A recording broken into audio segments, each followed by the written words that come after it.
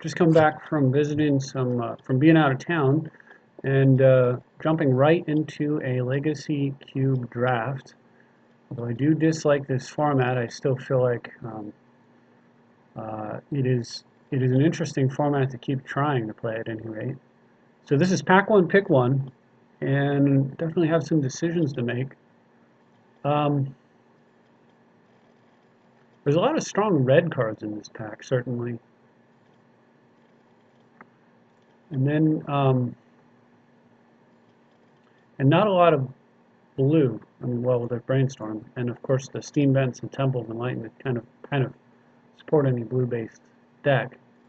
There's Gideon, who's a fairly good planeswalker, but not a great one. Well, I don't know. Maybe he is. Maybe he is pretty. He's pretty good. I have to make a decision pretty quick, though. I'm actually just going to take the brain. Play blue, and I'd really take 100% of any blue deck with blue in it's going to run brainstorm, and I can't say the same for some of those other cards. So, wow. Okay, so we've got a polluted delta in here.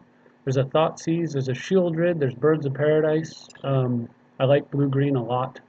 There's also Ujin. I don't know if and there's Phantasmal Image, of course. I don't know if the deck that I'm going to draft is going to go long. If it is, Ujin's the pick. Delta goes very well with the Brainstorm. Birds and Viper would be an interesting, like, 1-2 punch to wheel. Birds of Paradise in particular are appealing to me because it's very hard to get ramp, and green tends to be underdrafted. Because there isn't a lot of artifact ramp in the format. I kind of like, as much as I kind of want to take the Ujin, I think I'm leaning towards like a faster, more aggressive deck. I'm just going to go with the birds and see what we can do with that. Okay. Well, I kind of wish I'd taken the Ujin now just because of the kind of cards that are going around. Verdict, Deluge, and stuff coming up in this pack at this time. There isn't a lot pushing me towards green in this pack. However, I'm a big fan of land tax. I may just take that, especially with my brainstorm, and go with my typical Bant colors. Holy smokes, I'm glad I went into green. I got a Sylvan Library. Pumped about that. It'd be neat to wheel the Pilgrim, the Research, the Days. Any of that would be good. Dramoka's not so much because I'd rather be blue-green or blue-white, not green-white. Those are kind of both splash colors. Man, a Sylvan Library, I'm happy about that. There's an Edric and a Scroll Rack. So Edric is the better card, but it's also the one that's more likely to wheel. Scroll Rack, anybody can use it. So what I'm going to do is, and then Temple Garden is also quite good. What I'm going to do is I'm going to take the Scroll Rack and try to wheel the Edric based on the fact that I'm hopefully the only green-blue player. That will complete the land tax Scroll Rack combo that you'll look for if you can pull it together. Alright, so there is an Edric I'm hoping to wheel that makes the Finnorn Elves better. I also have Tax Rack, Birds, and could potentially take Armageddon here, actually. It's been a while since I've played a deck like that. But usually there's Armageddon, Ravages of War, and Winter Orb all out there in the format. And given that there's generally a lot of stuff like that, I'm just going to take the guaranteed, like, solid card, the ramp spell, and we'll just see what happens. Armageddon could potentially come all the way around. I've seen that happen. I can't say how. I know I'm going to play white because of the Scroll Rack, but I don't know how much white I'm going to play. So that's the other thing too. Well, I really like Chasm Skulker. It does not trigger off Scroll Rack or Tax, but it does trigger off Sylvan Library. That's pretty amazing combo. We'll take that. And then I don't know that I'm going to necessarily play Armageddon, but Oracle is incredible with Sylvan and Scroll Rack. Not so much with Tax, but not awful if you tax once and then dump them into play because you need the mana. I think that's acceptable. Stratus Dancer is also quite good, and Probe is acceptable. But I think Oracle is the pick. So now we're back to the first pack. So it's a matter of, do I want to take Wake Thresher and continue this kind of like aggressive first turn, second turn threat, type of build, or do I want to go like the outside? And since white is clearly the splash color, or seems to be, I'm going to take the white faster. This fits the theme of the deck better. Well, I got the Viper that I was hoping to wheel, so that's good. This deck's got a lot of card drawing. Look at this, card drawing, card drawing, card drawing essential. I like it. So Deluge, Silverheart, or Temple of Mystery. I think, given the number of library manipulation cards that I have, the Temple will work out very well. There will probably be more disenchants, and I like Wolf here, but don't necessarily love it. So I'm just going to take the Temple of Mystery there. Try to make my mana base better. This isn't good enough to play at all, so really it comes down to Psychotog or Temple. Temple's worth playing for the same reason this one is, possibly, so I'll just snag it, and then since I'm also splashing, take this, and there's the wheel. This will probably make the cut, but I'm going to set it aside since probably isn't. And I set all my non-basic lands over here because I don't want them to affect my total count. They're part of the mana package. Anyway, Temple of Malady, if I can't say how much white I'm playing versus whether or not I would touch black and play 4-color green, in which case I probably wouldn't play Armageddon. Temple helps with that if I decide to go that route, but meanwhile, if I don't, just a land that scries is still pretty decent, even if I don't use the black. And it should throw a little confusion onto my opponent's part, so they'll be wondering what the black's for, perhaps. Oh, well, this is a heck of a nice pack here. Funny thing is, Bayou would make the black splash even easier, but I'm not going that route. There's Kadama's Reach is actually somewhat attractive because of the curve of birds and elves, but it doesn't play nice with tax and land tax scroll rack. So we do have a Temple Garden to fetch, which makes Flooded Strand a lot stronger because now it can fetch green, white, and blue. But I think the winner here is the Treachery because Treachery is an incredible, a 0 mana control magic that sometimes is a Mets mana is pretty doggone good. Alright, so there's the Winter Orb that I was hoping to wheel. The problem is it's in a pack with a lot of other quality cards. All the cards that I would want, the standout cards are Orb, Garruk, Snapcaster, and then from there, Master of the Wild is still really good. Windswept Heath, Wood Elves, and Adakar Waste are all good. That's 1, 2, 3, 4, 5, 6, 7 cards that I'd like to take. I could live with the Temple. I think if I take the Garruk, there's a chance that I could get the Winter Orb back. If I don't, the Garruk will insulate me against the guy who does get the Winter Orb. If I get the Orb back, then the Garruk, especially along with the Treachery, will just make my deck much more functional with Winter Orb. So I'm hoping to wheel it, but we'll leave that to be seen whether or not that happens. So here I've got interesting choices.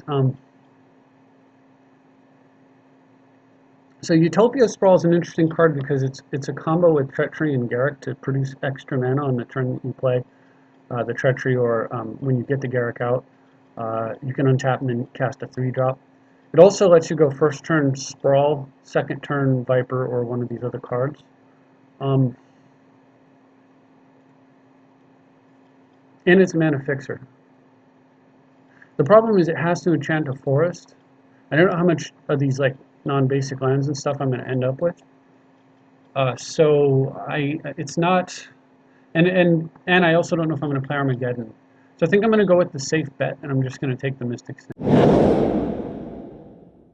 Okay. So cards I don't want to see go around, Eureka is one of them. Cards I do want to hopefully see again, Sunpetal Grove, but I think out of all these, Tarmogoyf is really good. Notice, by the way, that somebody took Edric, so that's the other reason why I didn't pass the Snake. So whoever took it, they either drafted or counter-drafted. If they drafted it, then they would probably draft the Mystic Snake as well. If they counter-drafted it, then so be it. I didn't get it back, but I think it's okay for me, considering how strong the rest of the stuff is. All right, so What do we got here? Stroke isn't as important for me since I have ways to refill. I think with what's going on in this deck, the Lotus Cobra is pretty attractive.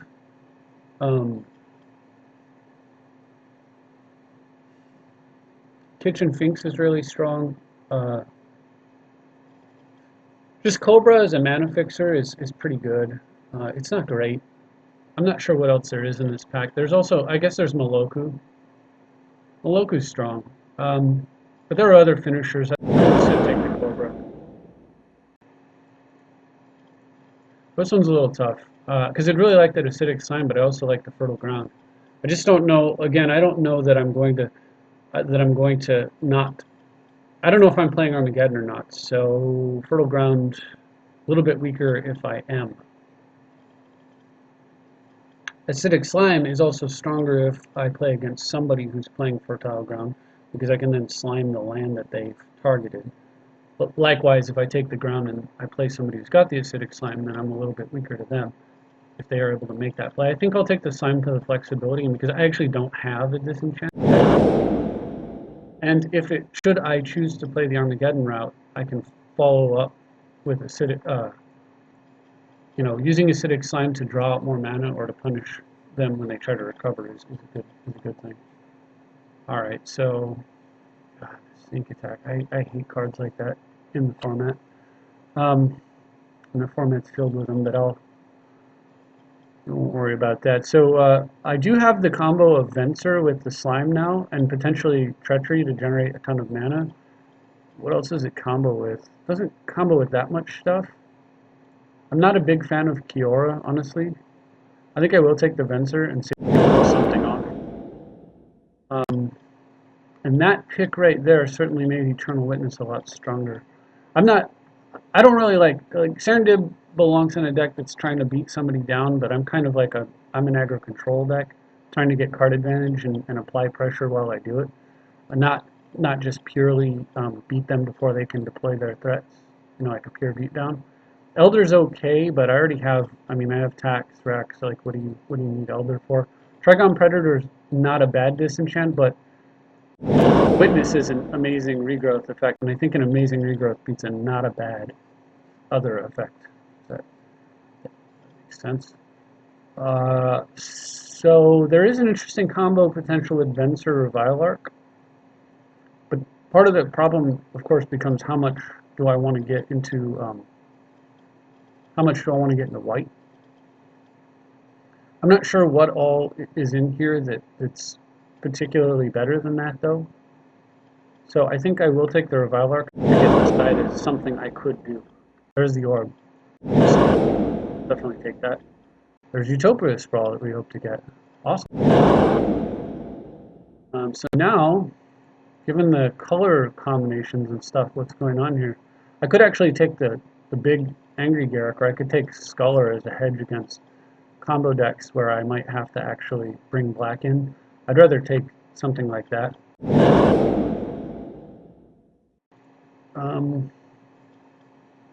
Alright, a possible solution to, well, you know what, I think I'll take the creature removal spell, actually. This might solve, again, spells, but I don't know how much of that I'm going to deal with.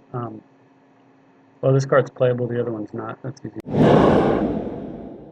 one's a sideboard card. Yeah, so the fact that this kills a 4-power creature or greater it's probably okay. It's a kind of removal that I might be able to take advantage of.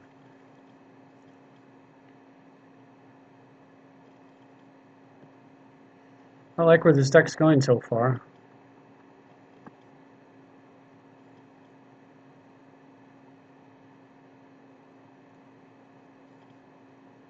I like Winter Orb a lot more than I like Armageddon.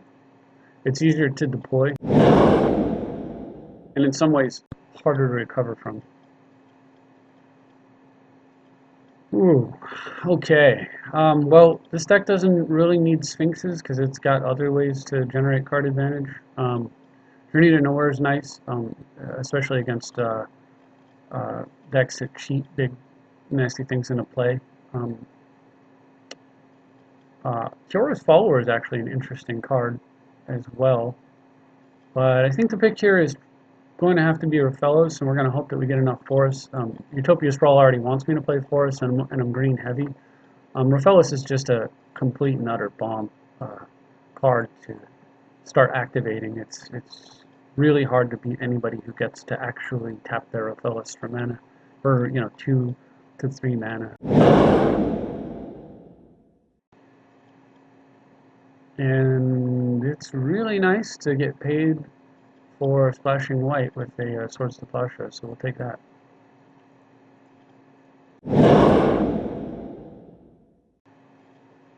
Okay, so I don't really have a lot of good defenses. I'm not really heavy into blue. It's kind of problematic. As much as I'd like to get that Thragtusk, I feel like I need more anti-combo stuff with the Dissipate. I'd like to get the Thragtusk, and the Zenith is good. Thragtusk could certainly be an amazing card to beat Venturing over and over. Gain 5 life, put a 3/3 creature into play. That would be Venture's +2. Put a 3/3 into play and gain 5. Seems insane, but right now I just want to get, like, the deck's pretty strong, so I just want to get, like, more defenses. And I may not even go with the whole, like, Venture thing anyway. That's interesting. That was weird. The picture on Force Pipe was all goofy. Somebody else must have seen that as well. Alright, so there's Threads, which isn't bad in decks where you're going to have the targets. There is Deathrite Shaman, which doesn't really play too nice with Tarmogoyf. It gets a little better if you're using Armageddon. There's Terastodon as a sort of pick/anti-pick. It's playable. I can Scroll Rack or Brainstorm it away, and if I'm able to cast it, then I probably win.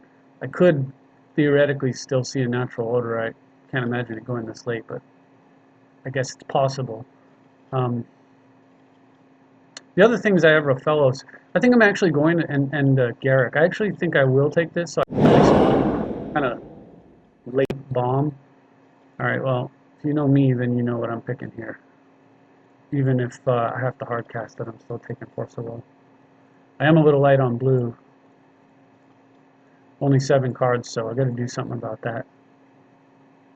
And the Force of Will kind of pushes me more into blue, which means pushes me away from. Which means blue cards like that are about as good as other picks get a higher priority. Cobra, I'm not. Cobra doesn't have to be in this deck. I don't have enough. I may not have enough fetch lands for it.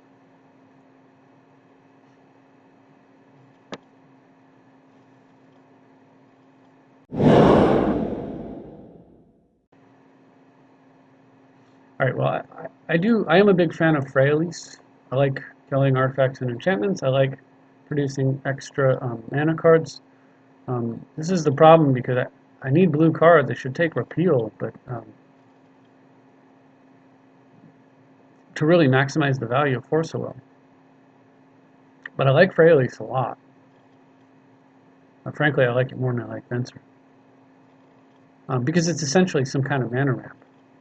You 5 mana to play it, and then you immediately create an elf. Now you have 6 mana on the next turn, and more going forward. Or you disenchant something. I think I'm going to take the Freyalise. And I got to get some blue cards. Alright, so speaking of blue cards, I could take Deep Analysis. Or I could take Search for Tomorrow. Search, land attack's not really a combo. Not even sure that I will play Deep Analysis if I take it is the problem. But I don't really want it played against me, so I'll take it. And it could get used. Instead of in the maybe pile.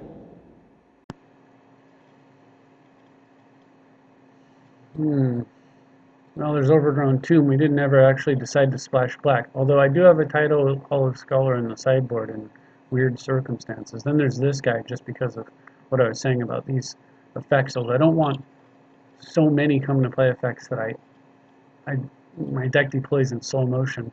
There's also the Vengevine, but I'm not a huge fan without survival, so I think I will just take the Tomb and set it over here by the Skull in case I want to do something with that.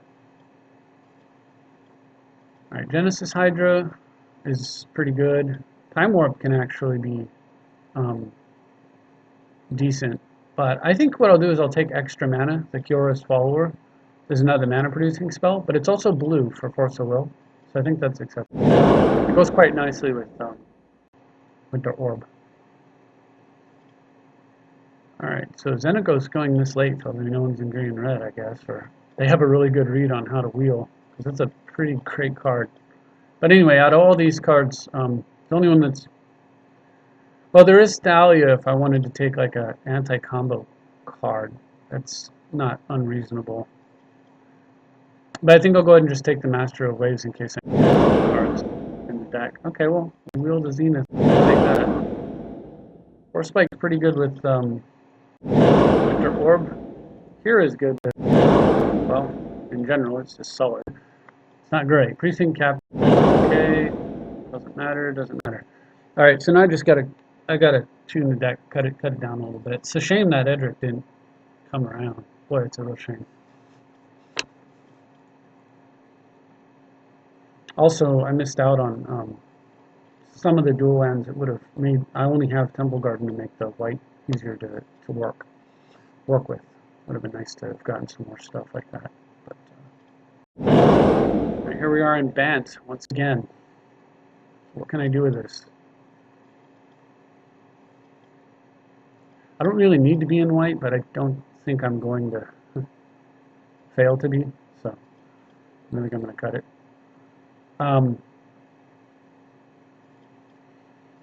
What am I going to cut? Did I say Kiora? I meant Kira. Kira is... Alright, so first off, I'm not sure about Terastodon. I didn't get Natural Order. I don't know like how much I want that. Zenith is a 2-mana ramp spell because it can go get birds or elves, so that's going to stay. Kira is... I love Skulker because it creates more guys. Wake Thrasher's just solid, but not... I mean, it's pressure. And it curves pretty well here. Kira is good, but it's not interactive if their deck is a lot of wraths or doesn't have a lot of targeted removal. If it's trying to it's not trying to do that. If it's trying to do something else, then it's pretty much a non-interactive card with my opponent. So I don't really know if I want it. It's a card that I would probably sideboard along with like Master of Waves against red, Kira against a lot of targeted removal, and so forth. Maybe I sideboard Deep Analysis if I'm playing someone where the game goes long. So the question: how much advantage can I take of the Venser? Well, I can flicker an Eternal Witness, which is pretty killer. I can flicker the Slime, which is really good. It's target permanent you own, so you can actually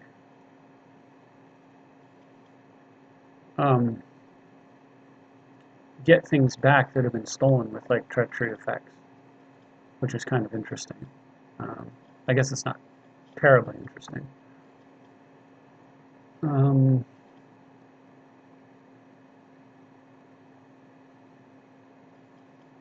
I can certainly move treacheries around though in order to generate mana, like I was saying earlier. So there is that.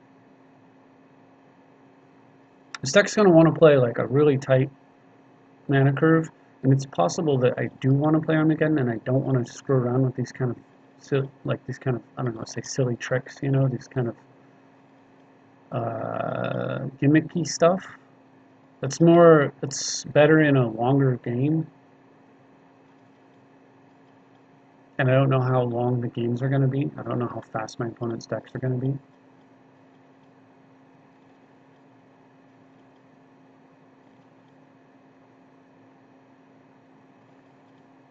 I'm actually really tempted to do this. Acidic Slime is great, and what do you almost always hit? Lands, right? I may just find a way to plop an Armageddon in there. So anyway, if my opponent is playing a ton of removal, though, Kira comes in, and so does Revile Arc, if they're playing removal heavy. This makes it hard for them to do their removal plan, and Varlar punishes them for doing it.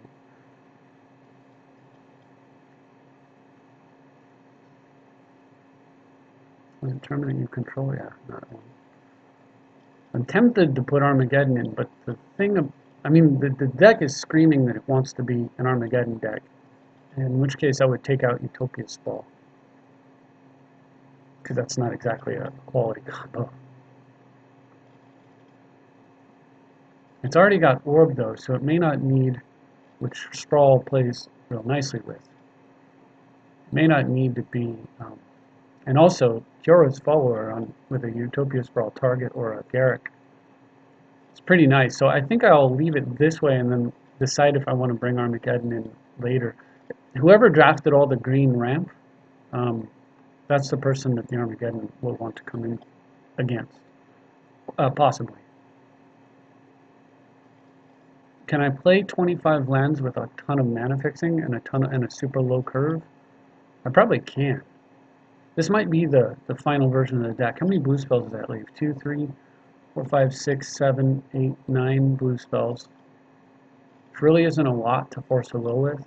You don't exactly want to force a will with a Dissipate, for starters.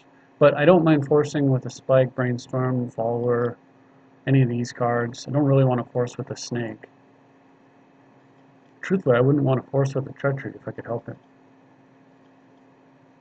And how much card drawing do I actually have? Well, I've got Tax Rack combo, I've got Viper, and I've got Sylvan, so I think we're fine.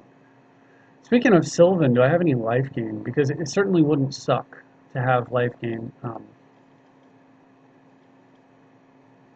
to be able to pay more life with the Sylvan. It doesn't look like I do, other than maybe swords on my own guy. That's not really life gain. Like if I treachery a big guy and swords it in response to them killing it or disenchanting it. We're not going to count on that though. So I don't have that, but Sylvan's still good enough to run, I think. So yeah, this looks like the deck where the mana curve is really good on this. Really, really good.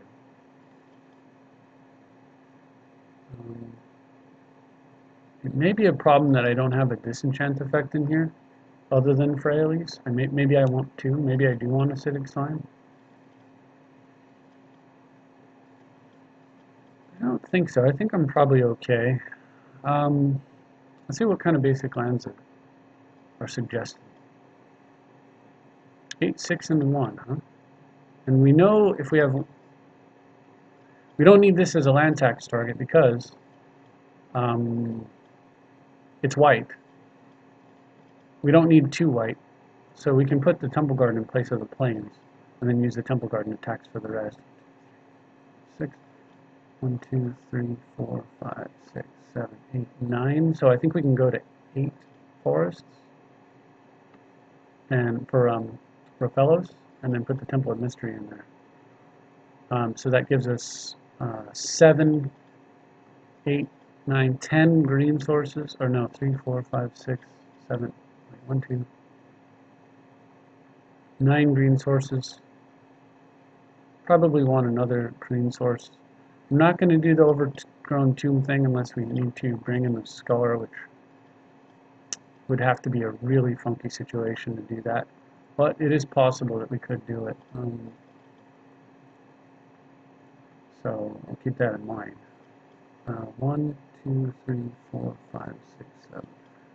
So what I'm curious about is if I take out 2 artifacts, which won't affect the color base at all, what does the game suggest that I need more color?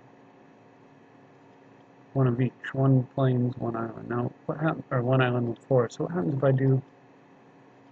It thinks I need more forests. So I just replaced a forest with an island to put Temple of Mystery in. Based on the fact that the game recommends another forest, I may actually want to do the other way around. The problem is, of course, I've got these double blue spells.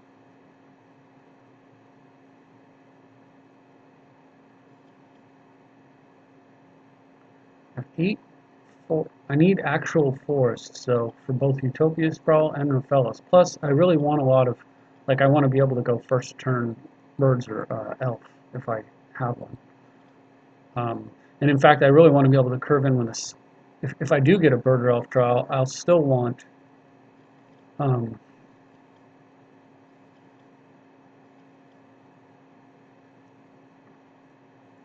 well, scratch that thought. Anyway, basically the decision here is like, do I want another green or do I have enough blue? And normally a split for a 17 land deck is it's 3 colors of 7, 7, and 3, right? But we're not touching white that hard. And this split here gives me at least 7 islands, and it gives me 3, 4, 5, 6, 7, at least 7 actual forests. But I think I'm going to consider this to be acceptable. And we'll give this a go, and we'll see how we do.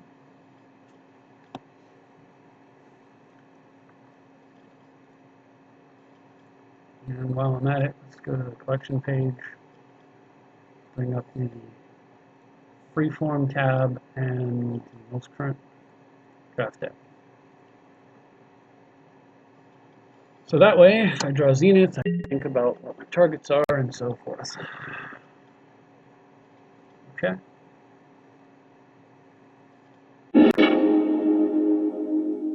Like this opening hand. Toast you quick. Oh, it's already. That's a great one. So.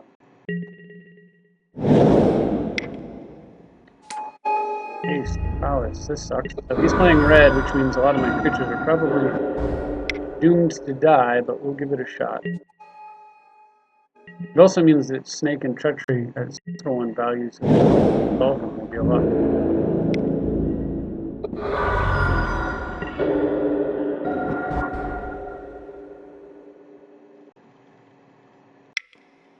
Alright, let's continue to get mana.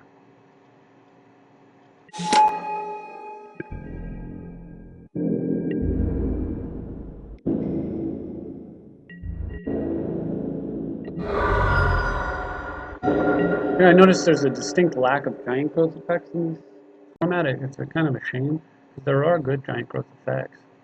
A few would be nice. Cards like Wax Flame that have multi-functions. Well, this is great. This one is giving me a ton of time. Look at that, we're right on time. So I really kind of just want to chill out on Snake, because he hasn't done anything. He's building up towards having a key mana turn. I just want to like see if his play is anything good at all. The plan is just to snag it with Treachery and then win it for him. That ought to, and then I've got Snake to protect it. That would be an incredibly powerful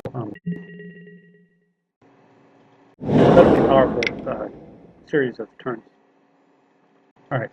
Whenever a dragon you control becomes a target, 3 damage to player. I think I can accept 3 damage for a dragon.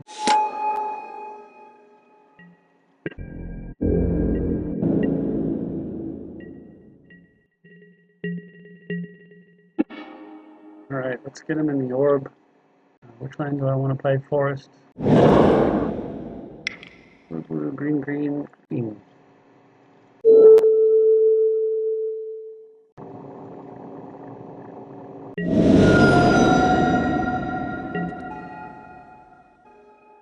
Okay, yeah, I'd like hands. How about these? Not one of his. Okay, and then green. Oh.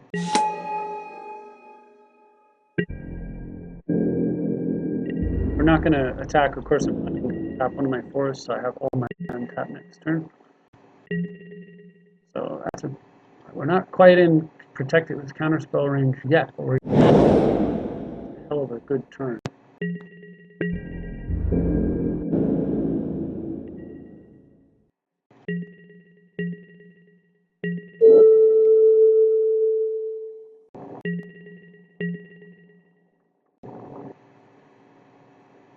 Okay, it has to be an opponent control, so I can't just untap this and start doing damage to him. Unfortunately, that won't work. Alright, so what do we want to do? But I can untap it so that he can't actually do damage to me. Like, I can start attacking him. Can't really attack me back, so I'll just untap it and hit it.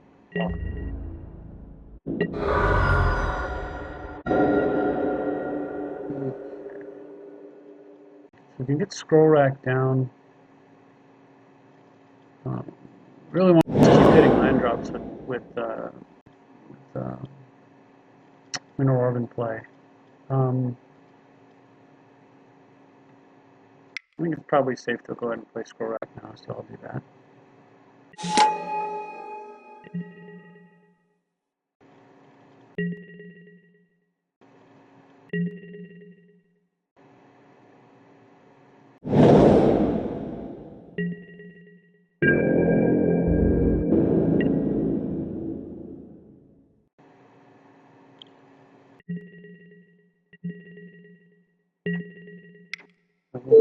We'll tap the island. There's almost nothing that we want from the graveyard, so that'll go on the bottom, and we'll put a Solace on the top.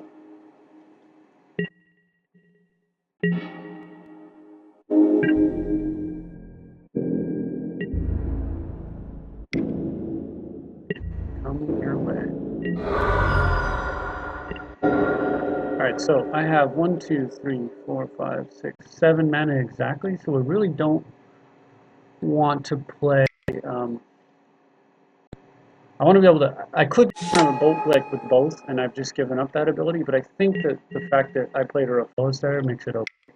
I'm probably not going to need to counter this because just how their orb works. So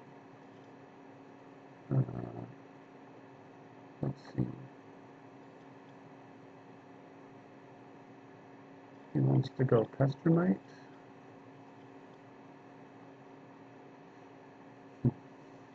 What's that do for him?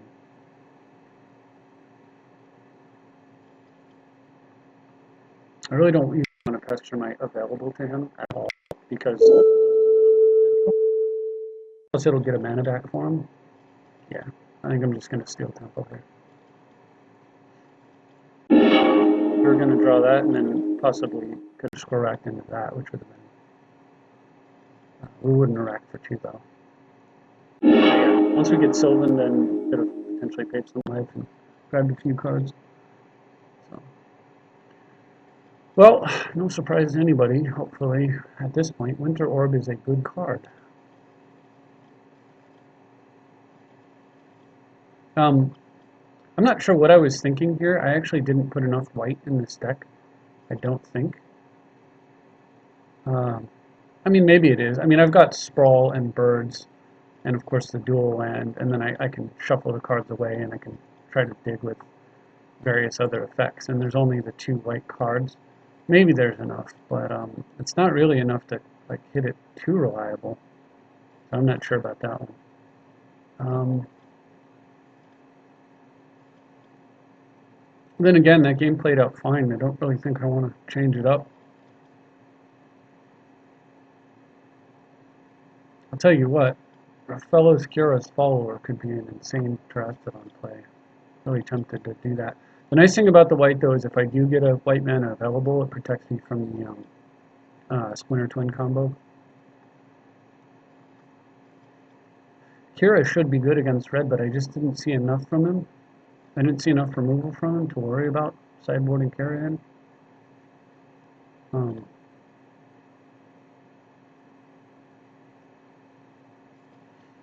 So frankly, I think what we're going to do is nothing. Seems to be fine. Seems to be working. It was a good first game.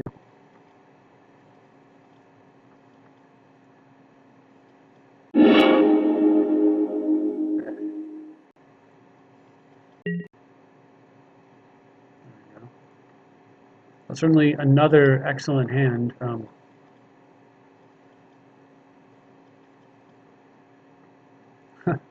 Areas of Monastery. So I don't understand what this is doing in his deck. Is his deck a aggro deck, or is it like the combo deck? Because if it's the combo deck, then what is that card doing in there? And if it's an aggro deck, then what happened last game? Like, why did it play so poorly? Don't really know.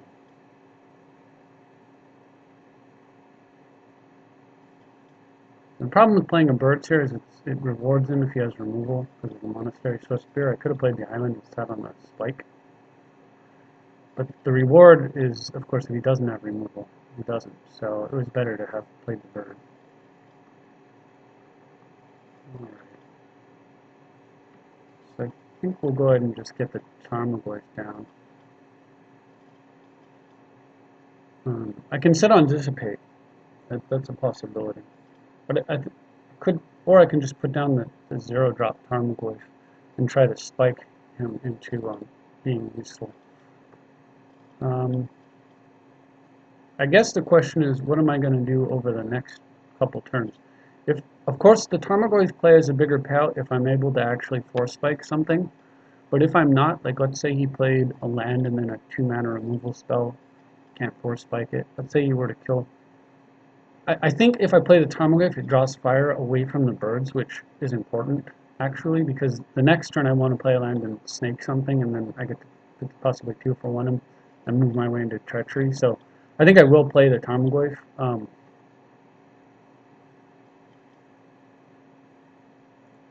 And what I'm going to do is I'm going to tap this way because I want to discourage him from. I really don't want him to kill my bird.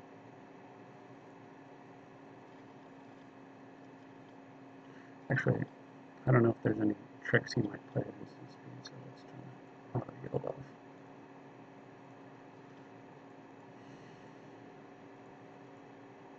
Like with Phyrexian, for example. So, I mean, a smart player here will play land and attack. Bad player will try to make a play before and make my Tarmogoyf bigger.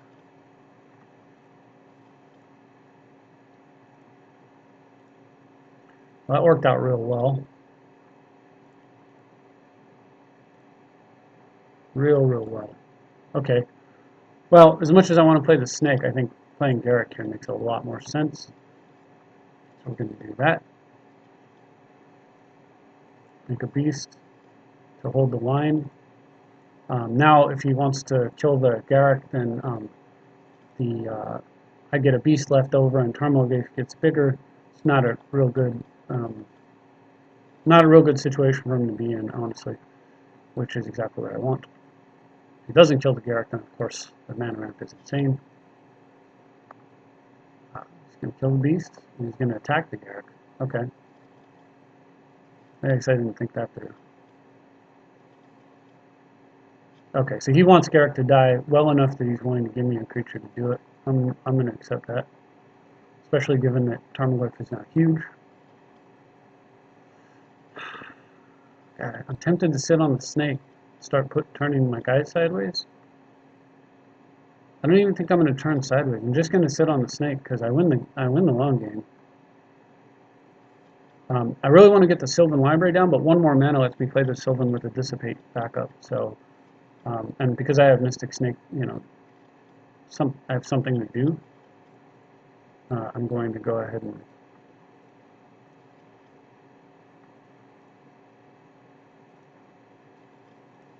alright, so now that I have a guy to block, I can start turning Tarmogoyf sideways. Oh, look at that. Top decking. Now exactly what we want to happen happened. The problem is, of course, if he plays a land and a spell, I won't be able to block. So it's better for me to hit him for 5 and let him hit me for 2 occasionally, than to hit him for 3 and let him hit me for 2 and actually possibly race me. There's no race in this. So that was beautiful. I didn't even have to play the Sylvan. Of course, that was the next play if I didn't have anything. Next card was Zenith. So actually, next turn would have been Zenith for 1 to get an extra mana source into play. And then, oh wow, then Landsax would have shown up. So, yeah, I think my opponent realized that there's no coming back from that. Not with the Winter Orb out. That was just such a timely and crazy top deck there. Force Spike, being better than I think people, certainly I have previously given it credit for. Better than a lot of people give it credit for. And we are the first ones done. Finished 2 games in the amount of time that it took for these other folks to finish 1. and these other folks to finish none. So because of the long break between games, I actually need to step away for a minute. I'm going to probably come back and maybe play a few Alaro games while we're waiting. It gives me something to do with this build here. I guess there's another way to look at it. Is this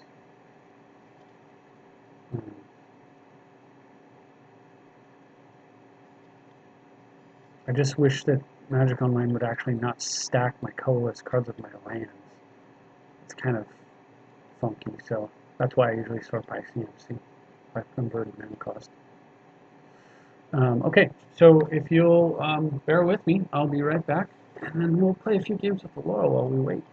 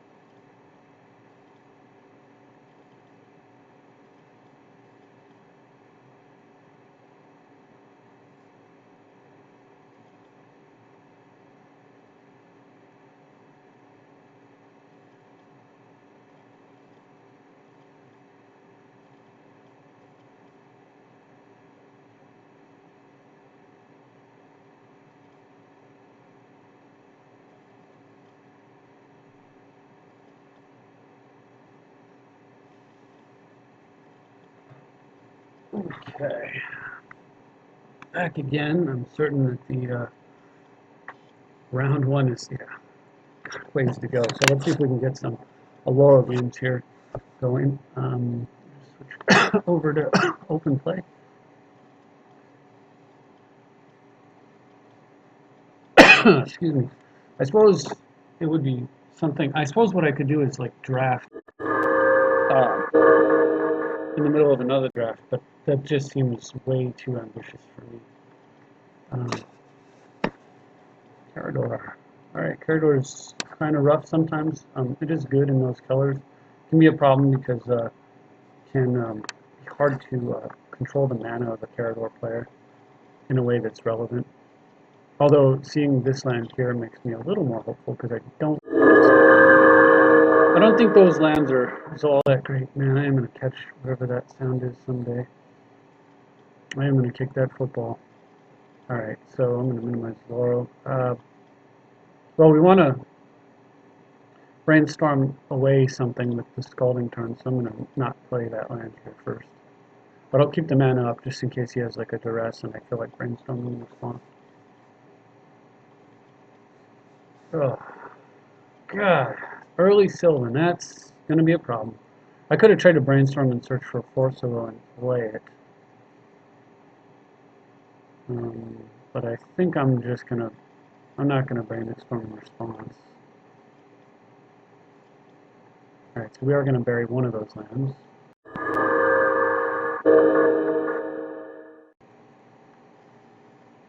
Just going to have to get through it.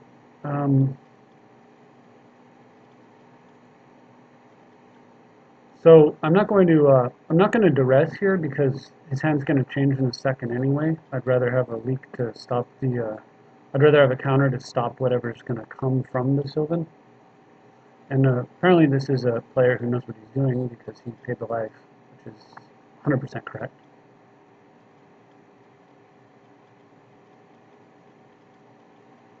Okay, well, there is a card to counter.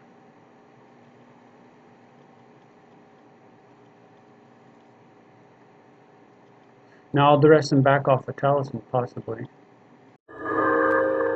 He is gone.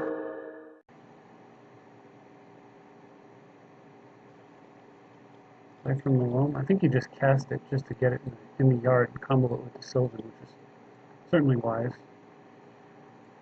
All right. Well, I'm in the losing position this game right now.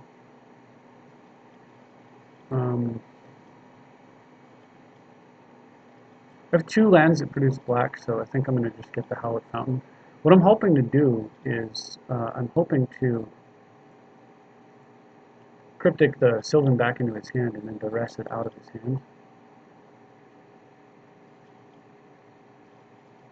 Because he's kind of messing around with loam stuff, I'm going to hope that it's okay for me to tap out here, or mostly tap out, and leave it alone.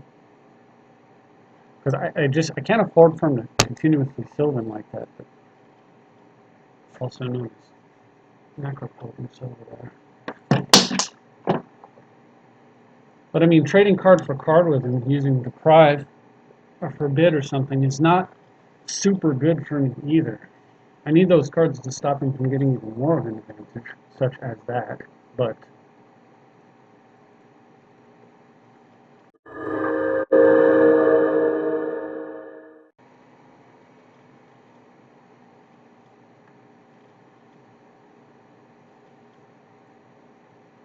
alright, so we will try to go ahead and bounce the Sylvan right now. It's a risk because I'm tapping out.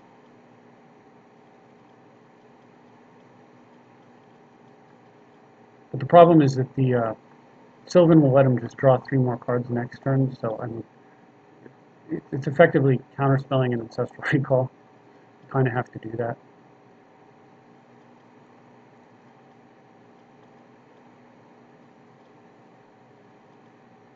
Yeah, so what's going on over there? Elspeth, another land, Fiend Hunter's no good.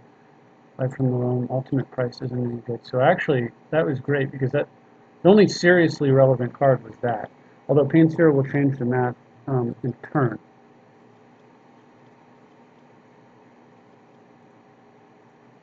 I mean, Loam will help him draw extra cards, but it's not going to do anything to actually... Oh, well, okay. How about this? That's awesome.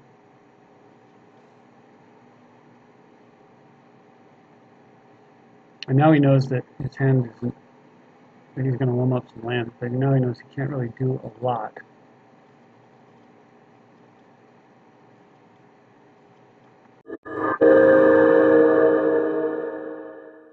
And that's information I don't necessarily want to have, but get anything about. So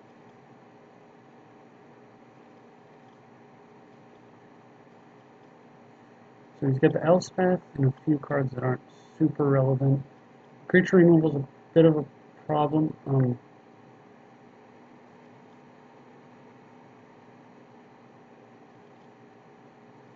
The Fiend Hunter is because I would have liked to have played my commander to block this, so he's going to start drawing extra cards.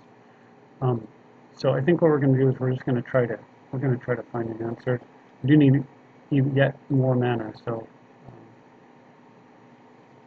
here we go. But this lets me deprive a land back into my hand, possibly, and then Scroll Rack it away if he plays a cheap spell. And if he were to foolishly play a 6 mana Elspeth, then I can't stop that. He's gonna loam. He should have. Oh, I guess he's gonna loam for his draw slot. Or for the Pain Sphere, it's hard to say. So he's got a real slow draw engine, but it is a draw engine. It's funny, but loam's been a bit of a problem in the last few games that I've played. And it may be a reason to play something like a Jukabog. Or a tuck counter or something along those lines. Maybe Dissipate, actually.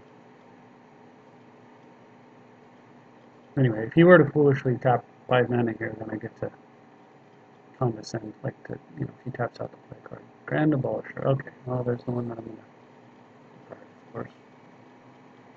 Don't really need the Colosseum at the moment, although I do have 7, so I make an extra. Could use it.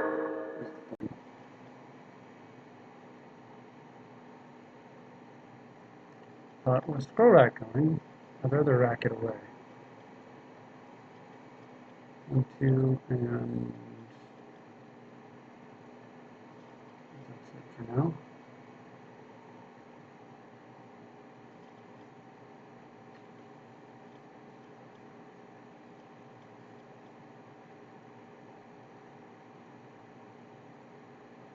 Alright, well he's got, I know he's got the card I need to counter.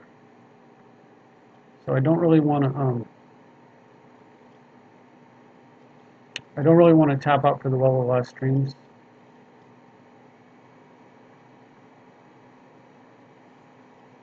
But at the same time, I'm hoping I can will and then get enough landing play to will into a duress and then brainstorm and then marsh flats away the card that I don't want. And follow it up with well. The pains here is just keeping him in the game. Like it's a really rough situation.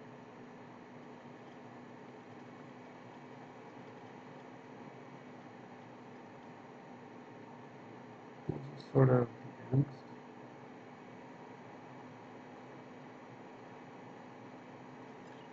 But the nice thing with Skorak, at least he doesn't know like what my hand is.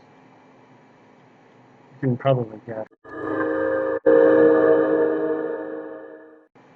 So if I will,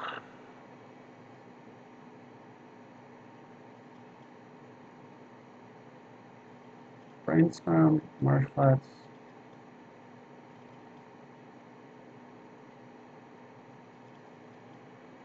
Will or well? I want to be able to, if I will, I want to be able to still cast Forbid. Since I've got a counter, I'm going to go ahead and just play Urborg for now. It does a little bit suck that I gave him Urborg to help his man out, but he seemed to have so much black already. He had already had a swamp for his tainted wood. He's got Bayou and he has a steep. I don't think I helped him all that much. And it does help me out because I can now cast Necro if I get a Necro.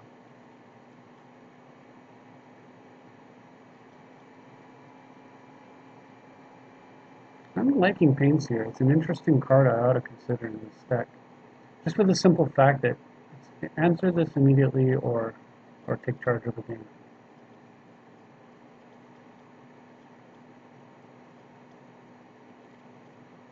Alright, so he's going to draw cards to draw cards so he can draw more cards, and we're okay with that. Mainly because it's just too important that I have defenses up.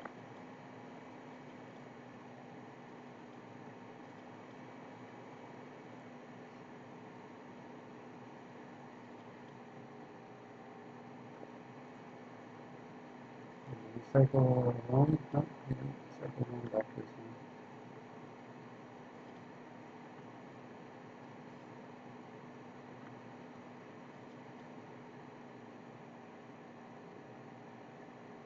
one.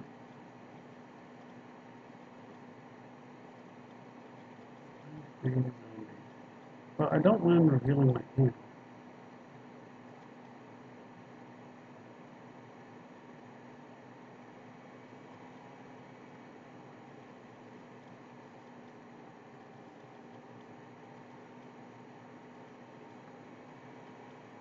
I also don't mind the idea of condescending, but I think it'll be okay.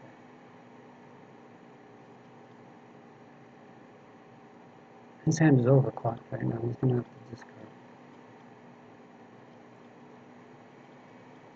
Oops. I really meant to score that. Okay, well that was...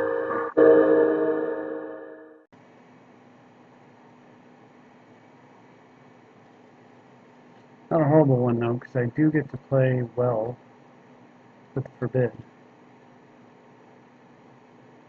Or I can well or will.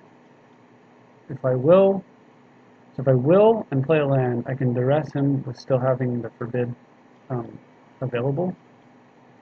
But I won't be able to brainstorm and then do that bit. I think I'll wait one more turn if I can. Hopefully do that safely. And play the well instead.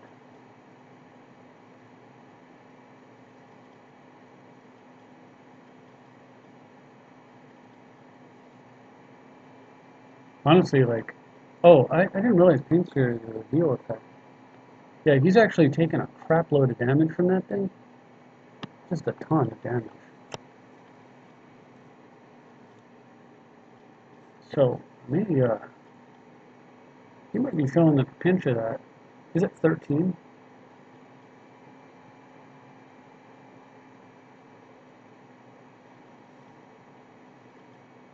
so many things I have to track. Yeah, spook. Yeah, you can have that because I'm trying to clear all the creatures, you know. Alright, so go back.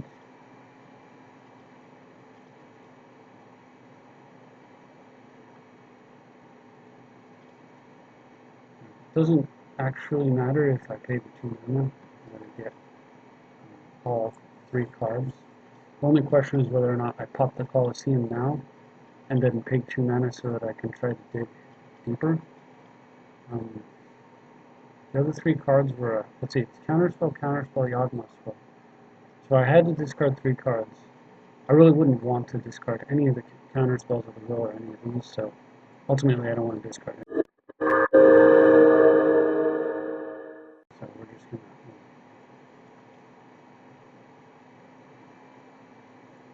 to... this.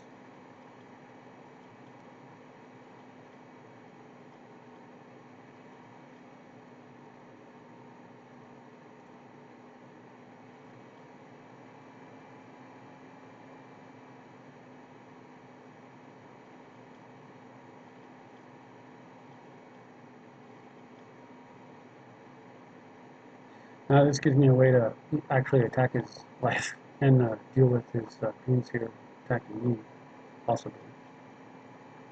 I don't care about damage, so I'm taking the card. Which now lets me activate the wall for free. I will go ahead and play the Godless Shrine because I can 2, 3, 4, I could Factor Fiction and then I could dump my hand back, hide it under the spell rack. I can do that in either order. So, but also because if he I don't know what he's randomly going to take, and all right, well you can swords my guy and give me some life and continue to hurt yourself over there, I guess. Any township, you can't make creatures bigger, that's fine.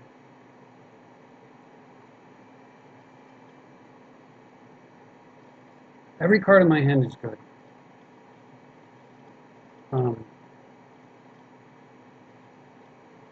But I'm not sure that I want to scroll rack to protect my hand, because no matter what happens, like, if he takes a counter spell, if he takes Forbid, I need as much mana as possible for Condescend to try to protect me. If he takes Condescend, that's the card I want him to take.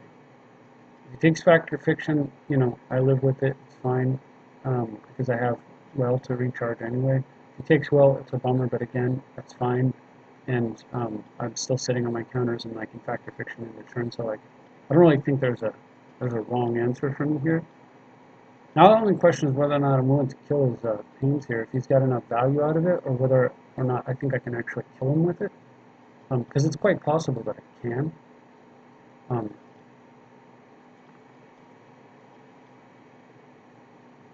Or I can force him to use removal in order to kill his own guy, to protect himself from losing. On the other hand, if I block the pains here, he may Gavin Township, which I think is the wrong move for him. And it would suck up his mana, which would make Condescend more valuable, and him less able to play multiple spells this turn. So I think I will actually block. Well, let me think. Does that make the most sense? It still takes away his card drawing engine. So let's see if he have any townships. That's really what we want to happen here. Yeah, that's great. Because actually the pains here is killing me. So, alright, so I'm going to lose a card. What is it going to be? Will, that's unfortunate. But not devastating because of the well.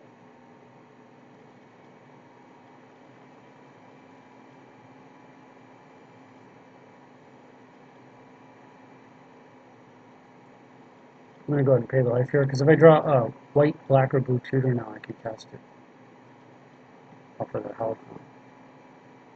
Oh, Mind Twist. There go all the cards that he was banking on using to win this game, possibly. Yeah. So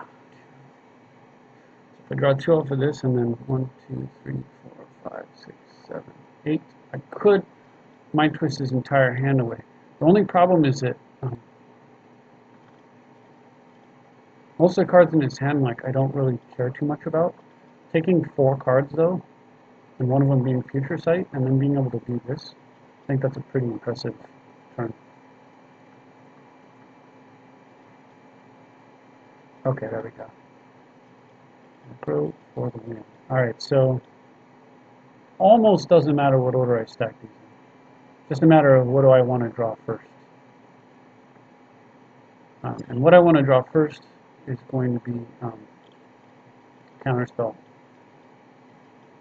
So that way, if he doesn't play his instant right now, if he waits till my draw phase.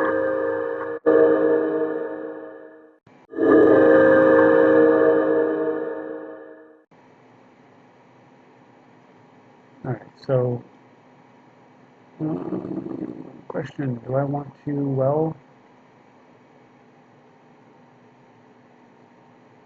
less cards daft than Necro. Yeah, I think I will, for that reason.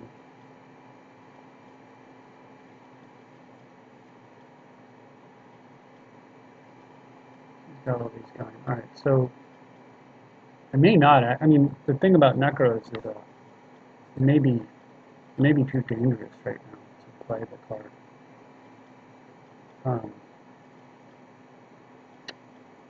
Was it 4, 7, 10, 10? I can only Necro for about 15 minus 3. Still.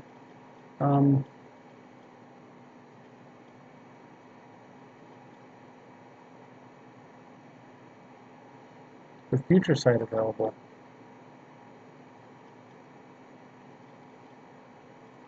I don't know. I do know that I want to kill the Gavin Township because one use was fine, but these things keep growing and it's going to get out of control.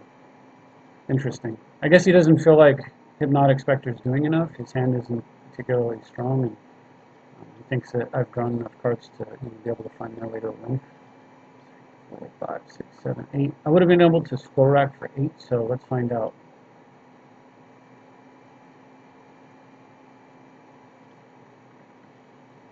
Well, there's a demonic tutor in the form of Muddle the Mixture, so you may be right about that. It may have been a game over. How are we doing in our tournament?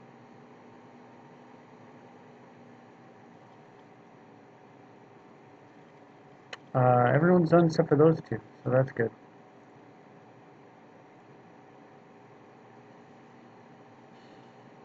I almost kind of wish...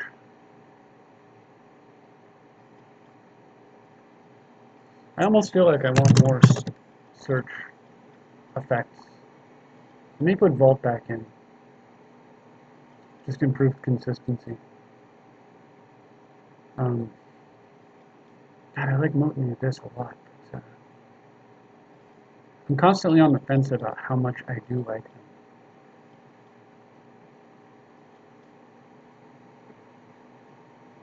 The other option is just more ways to sweep the board. Do I have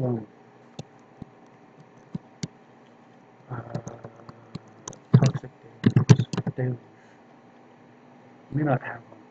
No, I don't. I think it was kind of an interesting game because he had a tremendous advantage there, but it didn't take long for Well to turn that around.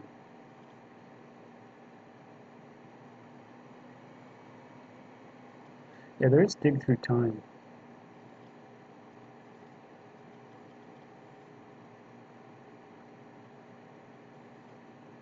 Him, Vault.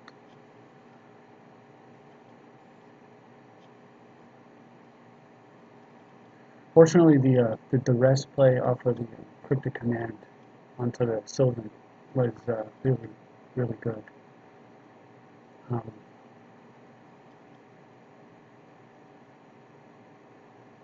It's Whispering.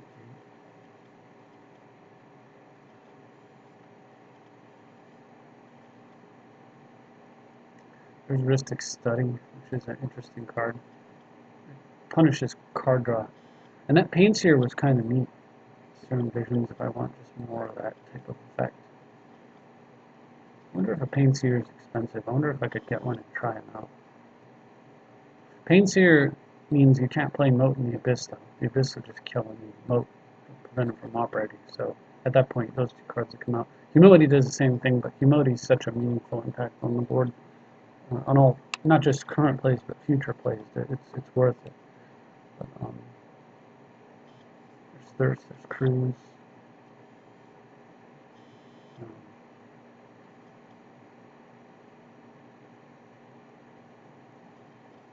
It's so funny that Thirst for Knowledge is on the restricted list. I honestly think this card could easily come off the restricted list when you look at cards that have been printed lately, like Treasure Cruise. It just makes sense that Thirst is a lot weaker in Vintage, but that's a whole different conversation.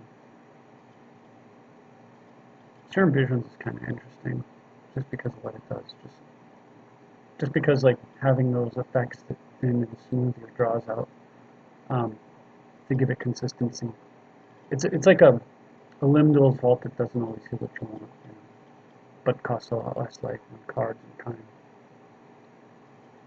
as a trade-off.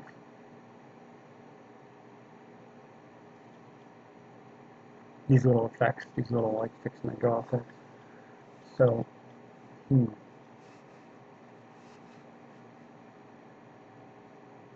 of tempted by it. I do kind of feel like Toxic Deluge might be better. I could take out Molten Abyss, put in Toxic Deluge, and then have an open slot.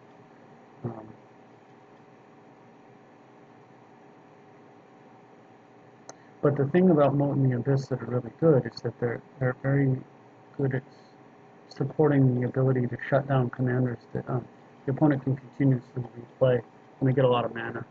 Like especially in green land ramp decks, if you're not able to orb them, or for whatever reason, they can often just keep casting their commander. But with the Abyss, they have to, and with Moat, you don't care as much.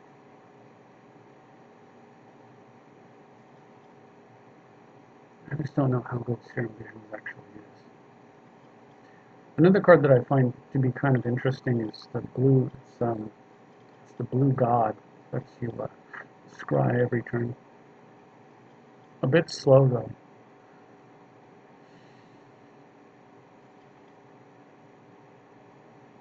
Serum Visions digs you down 4 cards. 3 cards, but only on the next turn. It's like a. There's another card that's similar to that. It's called Portent. It's from Ice Age. A blue. It's basically a Ponder, except the card draw is for Ponder is immediate. The card draw for Portent is during the next upkeep. However, Portent can target the opponent too. You can use it like a sort of Jace effect, a one-time Fate Seal, just to do things like get rid of, like bury a Sensei's Divining Top, for example. But the other thing that's interesting about Portent is that you can, because you draw the card on the next turn, it will work nicely with Terminus. Well, at any rate, I'll come back to that in a bit. Looks like we've got our game started now, so I'm going to go back to, I'm not going to make any changes just on one game. We're going to go back to our draft, which is has at least gotten our money back. We get the 100 points that we spent to enter by winning once. And this is the deck we're using.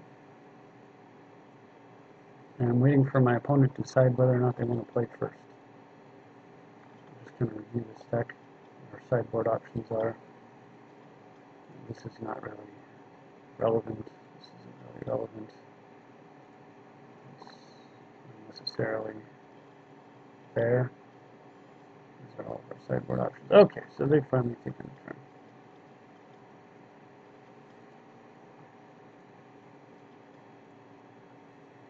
Definitely a keeper. That's a good sign.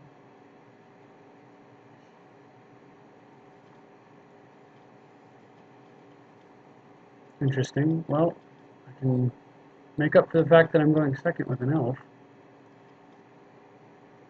Yeah, we'll do that. We definitely want 2 green, but the thing is, next turn I want to get a... So I'm hoping that next turn I can play an island and cast Fellows, and then cover him with a Force Spike, and then on the next turn I'll play the other forest. Yeah.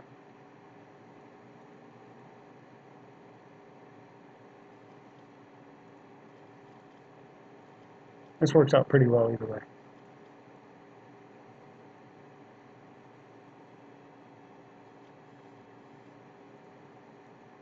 Dang, like an early force spike. Generate an incredible amount of counterspell for 1 blue. That's all that was. Okay, so now Othello's taps for 2. 2, 4, I can play Garrick, and then 1, 2, 3, 4. I can't play Garrick and Freyalise. Freyalise is actually better than Garrick, I think, at this point. So, yeah, 1, 2, 3, 4.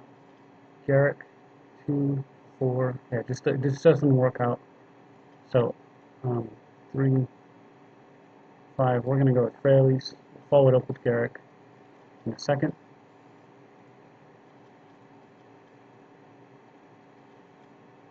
But Freyalise lets us draw cards after 6. So we want to build up towards that 6, and then Garrick can also produce extra creatures for Freyalise. So, oh, beautiful. What good timing that was. Okay, let's enchant Forest. How about white?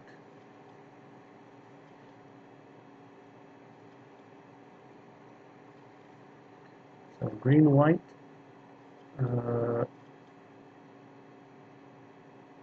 white, green. Ooh.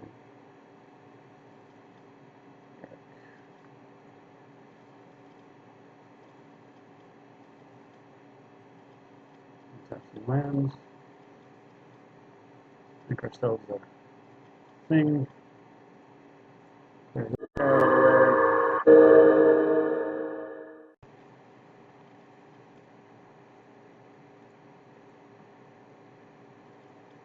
Well, he needs the Wrath of God pretty bad. Otherwise, we got the potential to draw 5 cards next turn. I probably didn't do that correctly. I probably should have just cast Garrick a different way. And then... oh man, that was stellar. Stellar draw. So, does this copy effects? No, so I can't. I could Freyalise to kill like the Precursor Golem. We don't really want to do that. I think what we want to do is we want to get a beast and draw and just refill our hands. So let's draw 5. Hello. Instant or sorcery that targets him. Okay. So how about Swords to Plowshares? How's that grab you? Alright, so green. Now this guy makes 3. And witness up Swords to Plowshares. Yes, of course, I'm using this ability. Let's make sure I read this. Yep, why don't you go get some life?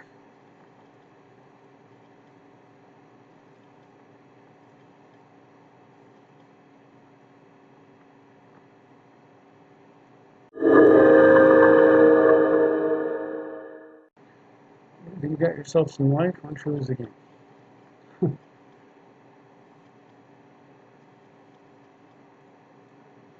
Now we're making mana dorks, untapping lands, doing all kinds of insane savage stuff. My opponent's playing like Winter Orb. I'm willing to bet this game is 1. And he's willing to bet the same thing. In a minute, Garrick just does the overrun effect. I mean, not next turn, of course. Next turn we draw and play that, tap our lands, and then after that he does 6. You know, Freyalise will make another guy. I mean, it's 1, 2, 3, 4, 5, 6, 7 guys times 3. It's 21 points of trample damage, not even counting the base combat toughness. That was a killer curve. That worked real nicely. So I'll take that. Didn't see any reason to make any changes to the deck. Didn't really see any targets I need to super worry about. With Acidic Slime, Denser would have been, I mean, Denser Slime is good, but a little bit slow. I think we're totally fine. This deck is quite a good curve. so we'll just leave it alone. Beautiful. Beautiful. What a hand. Well, Wake Thrasher 1 Orb's not exactly a combo, but it's not exactly bad either. So, moves away.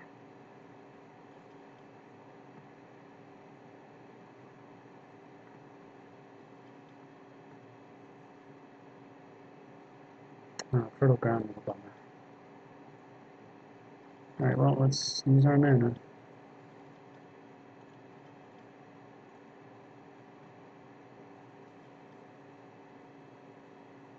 I don't have a second blue for either of these guys, so that's a bit of a problem. But we can at least maybe... I will say Wake Thrasher is a pretty good combo with Garruk.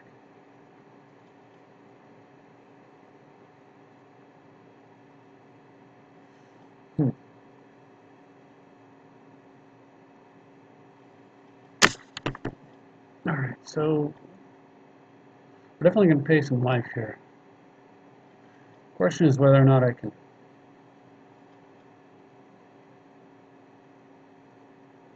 Can I do anything particularly good here?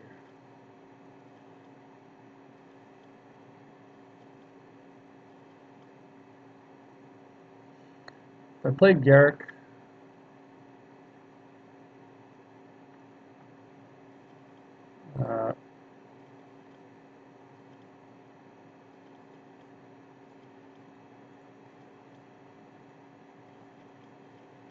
I am going to play him though. Alright, so am I going to untap 2 permanents and then cast like Sylvan, for example?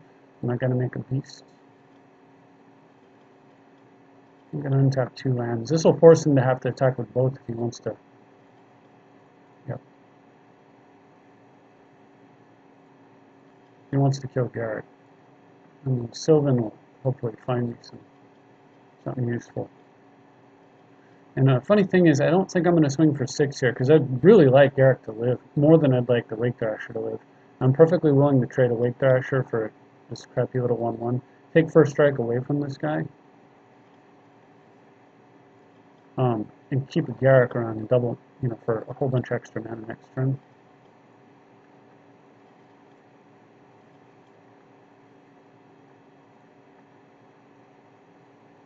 Extra mana and extra cards is a good combo.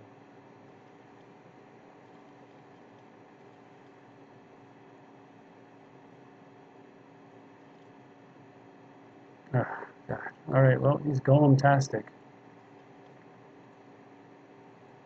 Yes.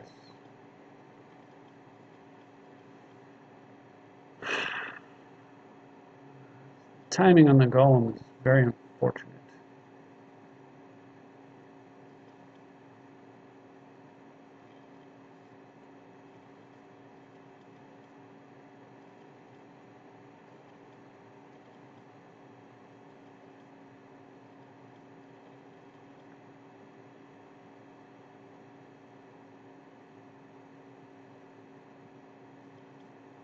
Alright, so how do I do this?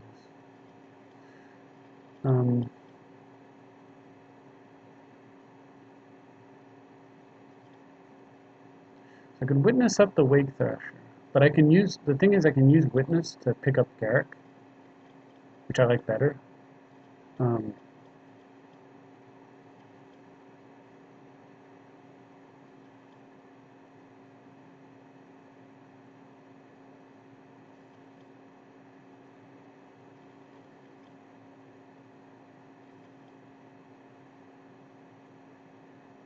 Mana is just a little off here. I gotta be careful I don't die too, so I think what I'm gonna do is just make a beast.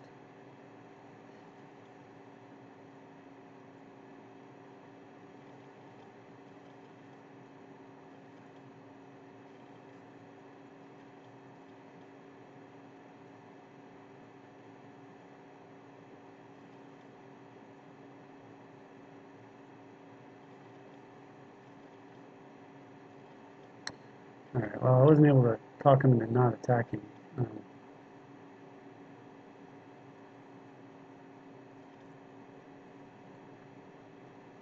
So I go to 1.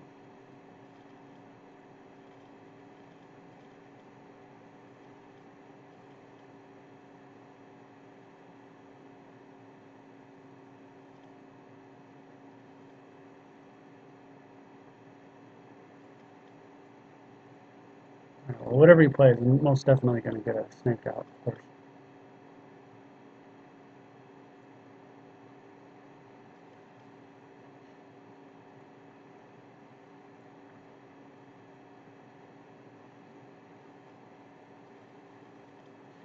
Alright, Tarmogoyf would be a 1, 2, 3. Which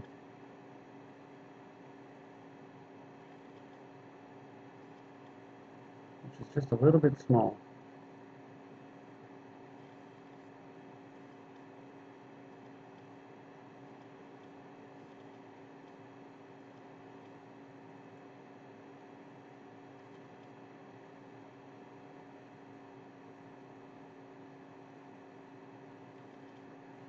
But it's what I gotta do.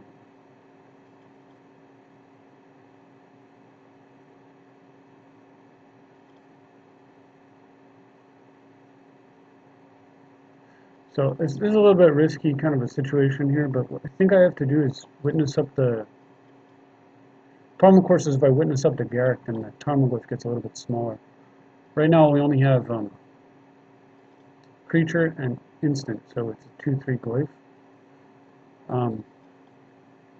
Sorry, creature and planeswalker.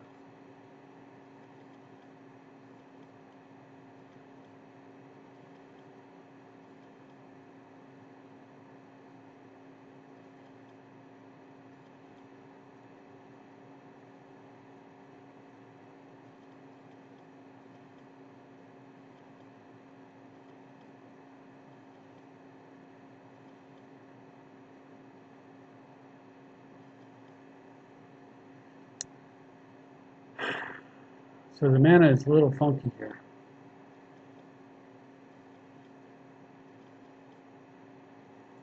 And I could pick up the Wake Thrasher.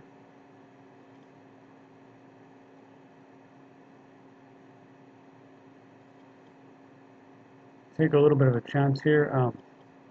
It's definitely not a good spot to be in. But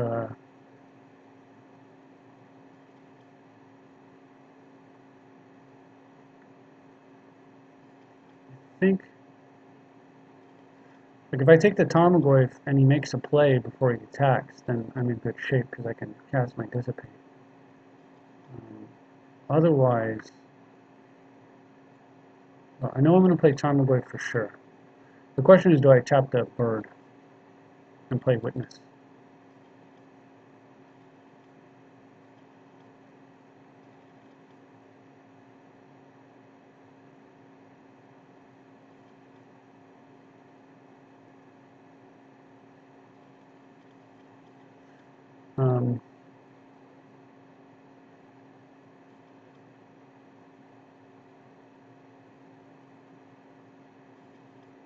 If I do play Witness for the Garrick, then I can play Garrick and make a guy next turn. I just don't know how good that is.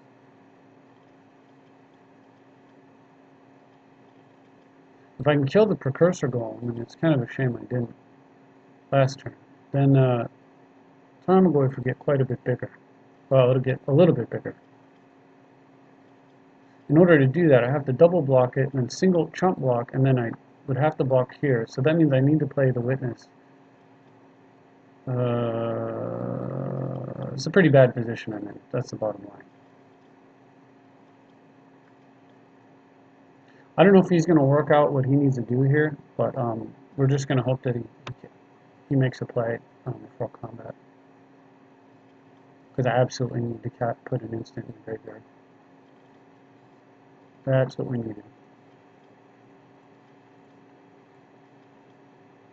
Absolutely needed him to do that. So now Tarmogoyf can block and survive, which is very important because we're going to be chumping. Alright, so he's going to block and kill. I don't really need... I could block so that Tarmogoyf... if I kill this thing, then the Precursor Golem effect isn't in place, and if there's a swords there, then that's a mistake. On the other hand, it would make Tarmogoyf bigger.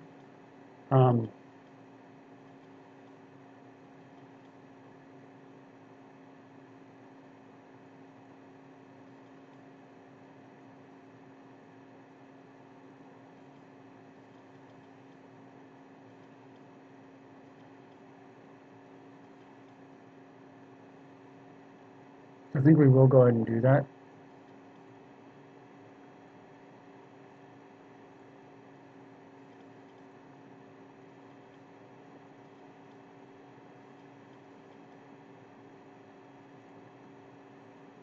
Ha! Jeez.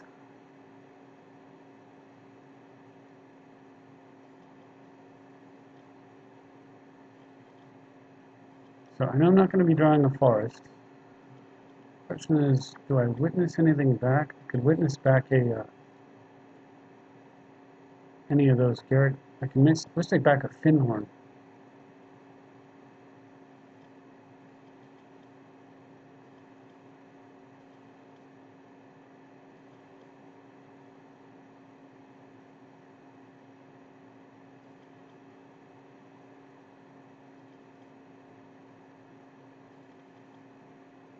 I wish I had one more mana. Alright. I think what we do is we do this.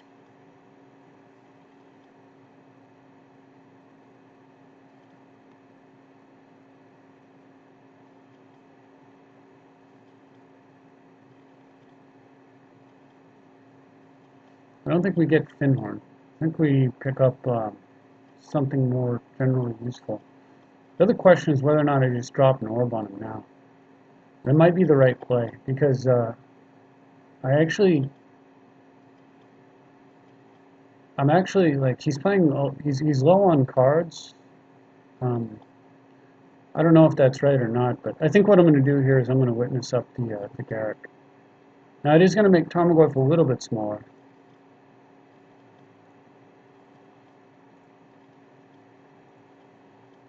But it gives me the ability to possibly win the game pretty fast. So, does he have removal? Because if he doesn't have removal, the play here is probably tap the birds in the alley and drop the orb now. But I think I'm going to go ahead and just wait for the one extra turn. I'm going to hope that he doesn't... Because right now I can just block, and then Eternal Witness will essentially trade with a 3-3 if he sends both in. And then I can save swords for a more pressing threat, like if he has another card along the power line of the Sun Titan. That's the target I actually want to hit. It's so funny that I called it on the Precursor Golem thing, the Tarmogoyf getting bigger, I decided, but I guess this is alright because this, like I said, this lets me save the swords for a bigger threat. You might have like Dramoka or something. I did pass one.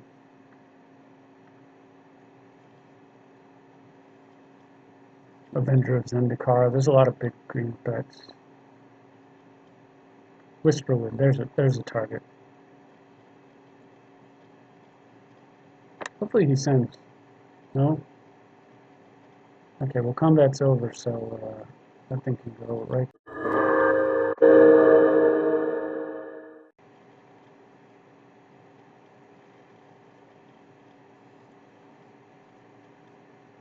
All right. So do I have enough mana for Garrick plus Orb? Garrick Chasm Stalker.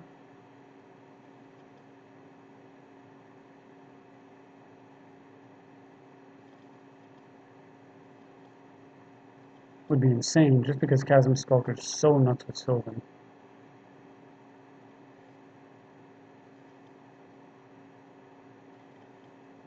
I think I would rather get the orb going first. So.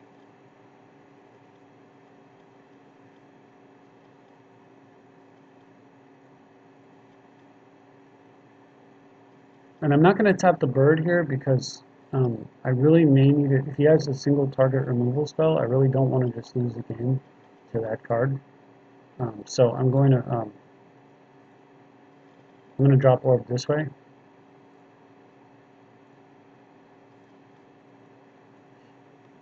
Then I can go with the Chasm Skulker next turn.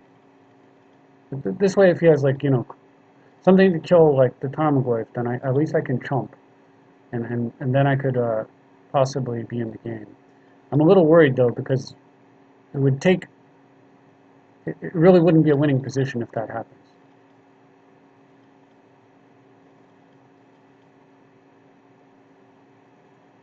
Mentor is a bit of a scary card to play.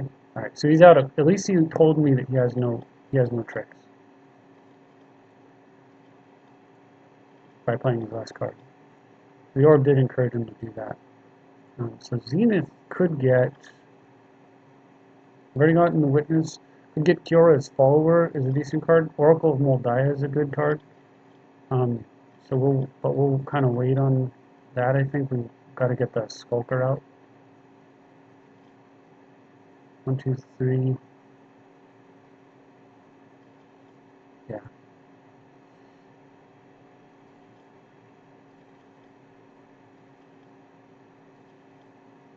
And I'm tempted to just start making guys.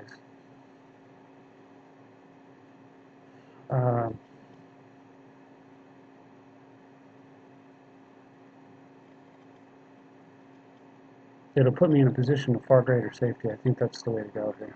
We can get some lands untapped in a minute.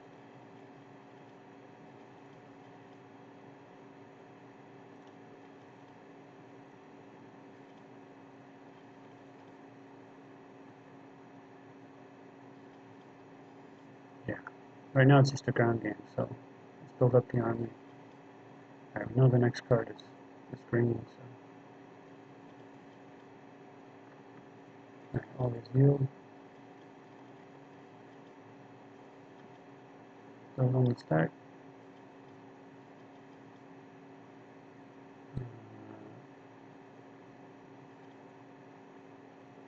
We'll put Zenith on top. Follower is really good.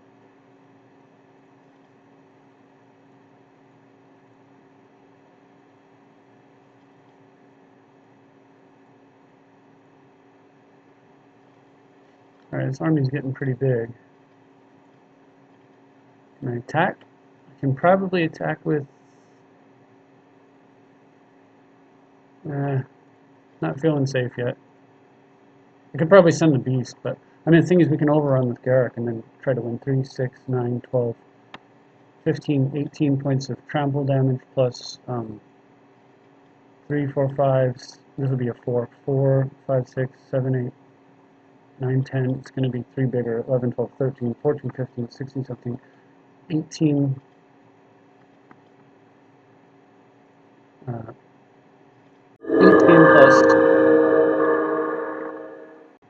18. So I mean, it would be 36 points of damage if I were to ultimate Garrett just right here. And he'd have to do some serious blocking. But with the kitchen things, he's actually able to block and attack in the same turn, which kind of sucks.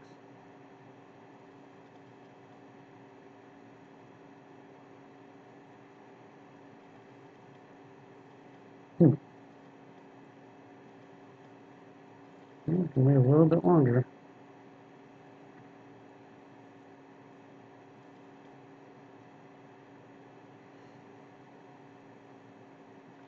So now I can actually attack with one creature. I mean, clearly he can't block this guy because, well, he could block it with the Sphinx, but I mean, he can't really afford, because I can follow her to untap, and he can't really afford, he could kill it, and then give me an army, and then Garrett just kills him next turn, so we're going to just send it in.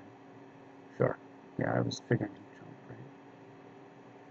right. Moves that from the equation, so I feel pretty good now with the counterspell, but probably got this.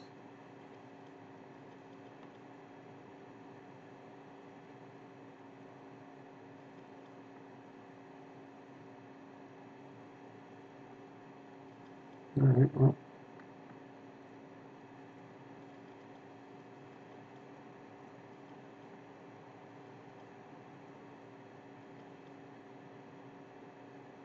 Four blockers, no, 4 blockers, so 1.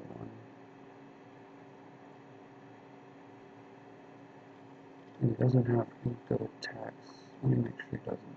That's a 3, 3. That can't swing. 1, 2, 3, 4. No good attack. Yeah, he wouldn't have any good attacks. I can tap the bird too.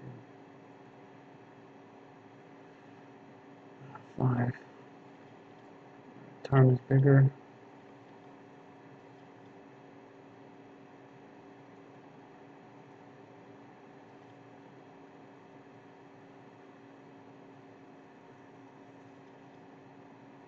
This whole combo here is trio here is just long term is pretty lethal. Well, this game was an extreme nail biter, but feels like we've got it. Feels like we've got it won. I'm pretty sure the math will show that this game is over. Even if my opponent survives, like somehow, if I haven't completely worked it out, but if he survives the near lethal attack, it should be enough pressure to make most of these guys die. I gotta make sure because he can't have even a single blocker kills me. I mean, a single guy that lives would kill me. So this is 10. So okay, well if he just goes all in, then I definitely got it. So we'll untap that. 4/4 kills this. 7/7 kills this. 3/3 kills.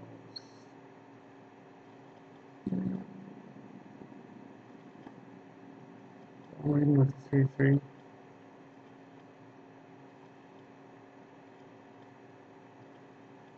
Kill that.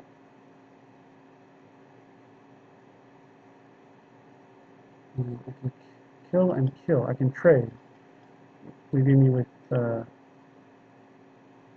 yeah, that's fine. We'll trade. Yeah, I'm not sure what he was going to get out of that play there.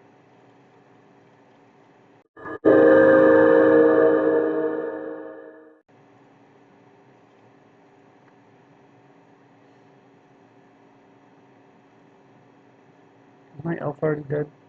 Yeah, my elf is dead. So I'd have to see it for a bit more.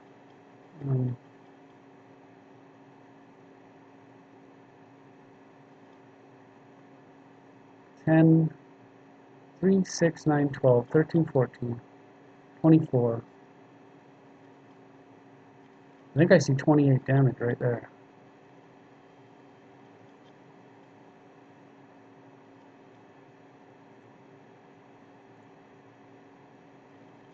Alright, let me make sure. 5. Alright, 1, 2, let's see, 5, 15 plus 3 is 18, 19, 20, 21, 22, 23, 24, 25. Wait, 19, 20, 21, 22, 23, 25, 26, 7, 8. I think I see 28 damage. Go over it one more time. I certainly don't have to go for it immediately.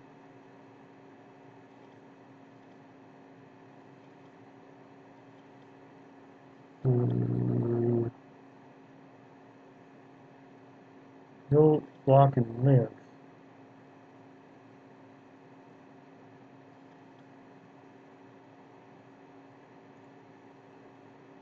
He may be going for a Wrath of God effect, so I probably want to push damage here.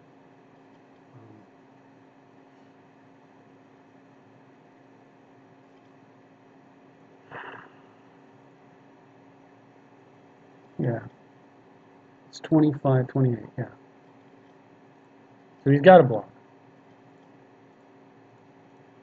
I'm sure there's anything you can play from the graveyard. Nothing?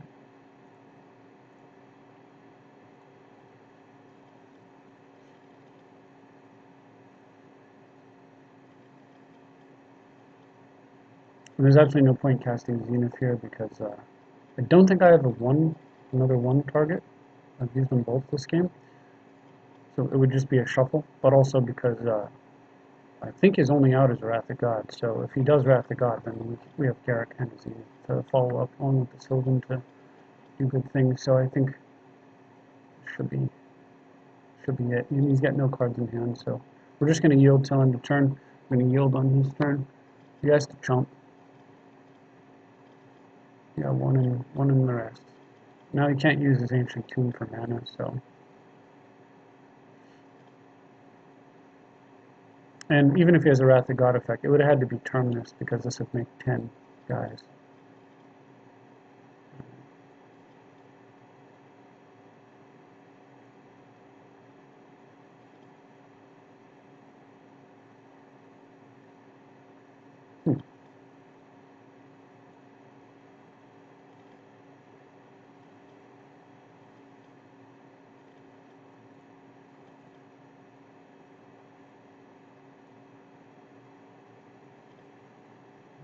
play tax. We're gonna just send him. He's got one card in hand. We'll send him 2 guys. If he has a trick like Condemned, then he dies. He can make 2/1/1 blockers as a surprise. We better send him 3 guys actually. We'll just send them all. I probably shouldn't have untapped Garrick, but I do have Zenith to follow up, so just trying to figure out like how can he prevent himself from dying that turn. Making 2/1/1 guys would have possibly done it. So if I was too timid about attacking, so that'll do. And if I Zenith and shuffled these 2 cards away, then my next 3 cards would have been something like that, which is pretty good. So very nice. We barely got out of a 1 life situation where my opponent had a huge advantage, and it was all because I figured out that what he had to do in order for me to win the game, I had to sit on Dissipate and he had to cast a spell before combat. There was no other way for me to win because Tarmogoyf wouldn't have survived blocking, and then things would have gone quite poor sideways. If I'd tried to deploy my Witness that game, instead of sitting on the Dissipate, well, first of all, I would have lost the Sun Titan, and secondly, it just wouldn't have... Witness plus Tarmogoyf could have taken down a Golem, but that's not a good deal. I needed Tarmogoyf to be a 3/4 and forever block them for profit. So I made the call that my opponent had to misplay. I gave my opponent the opportunity to misplay, and my opponent took that opportunity to do exactly that, and that was very fortunate that game. So a saying that my friends and I used to have about Magic is sometimes basically what you do is you want to always give your opponents the maximum opportunity to make a misplay whenever you play Magic. It's one of the reasons I like long, slow deck, like controlling type of decks, because there's so much decision making that it's easier for me to make the wrong call, but it's also easier for them to make the wrong call. Yesterday, I was the one who made the wrong call. Not yesterday, but the last video. Oh, this is beautiful. We'll keep that. And this time it was my opponent, so I guess that's some kind of justice. Well, hopefully my opponent's not running out too quickly with whatever it is they're going to be doing, because this is a great hand for development. It has a lot of promise anyway. We do need to like kind of get something going. There's plenty of great top decks here. Fraley, Scarrick, Oracle could all be good. Any of the 3-drops would be good. Tarmogoyf would be acceptable. Skorak's good when Orb would make this hand insane. Extra ramp isn't particularly good for this hand, but we've got the Temple to help out. What we don't want is a bunch more. We don't want a top deck like, mana, because then we don't have any early pressure, and we'll ramp ahead, but then stall, doing nothing with the mana, and then the opponent will catch back up.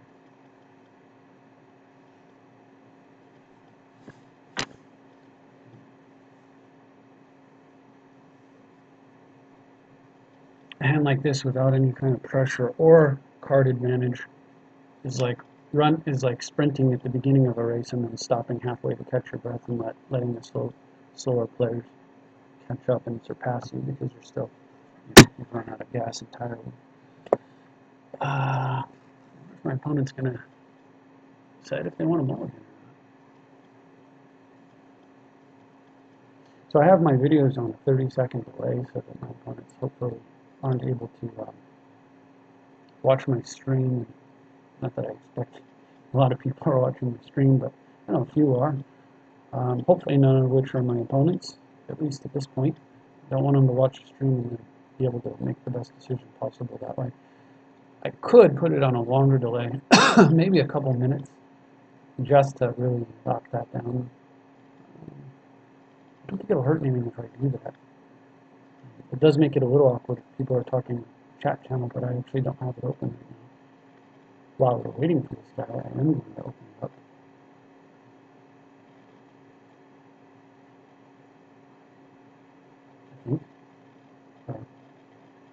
Okay. I might be pushing my computer, my laptop a little too hard for that game plan.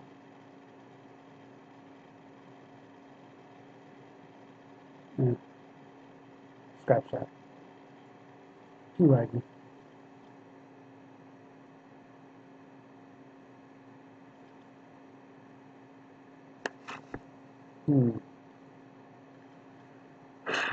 Well, I mean, on the good side, my opponent's clock is ticking down. On the bad side, I'm not playing, Esper controller. That could realistically be a big payout for me. So I'll just set the deck list over here like so. And I'm going to step away for a minute.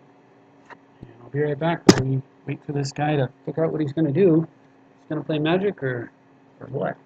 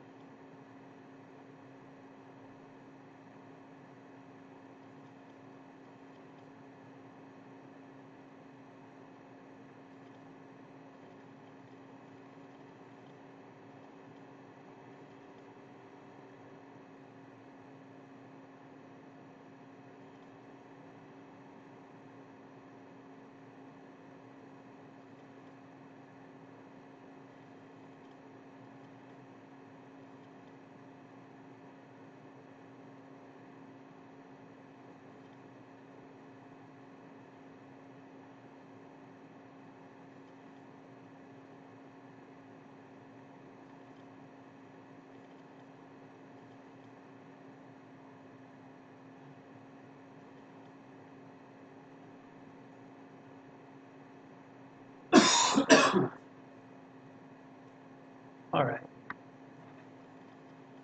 So coming back, let's see if my opponent's actually managed to make a decision. Okay, there we go.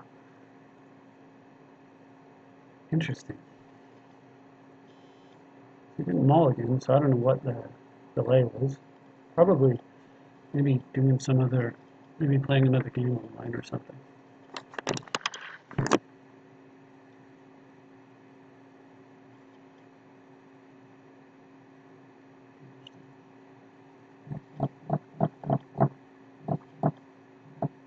On opponent.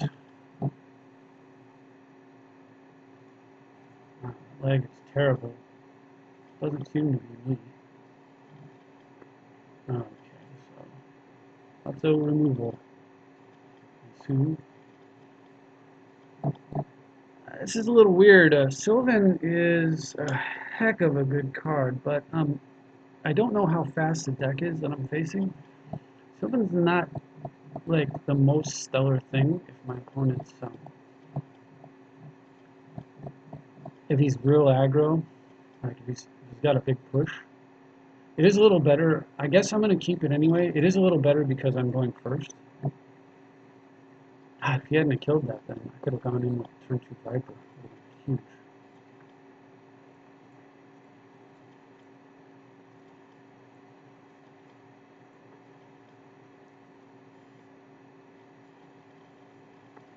Okay.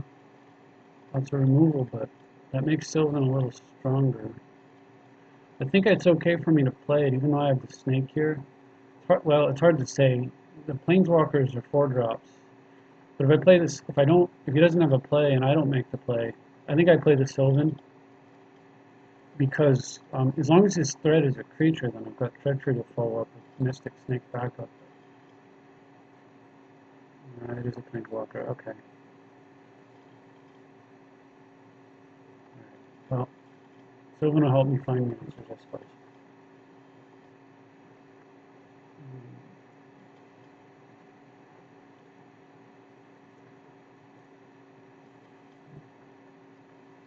The Chasm Stalker is pretty good.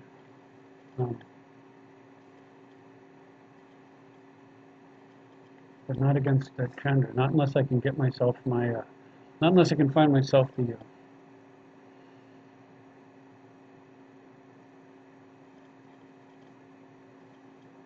unless I see that he's got some way to,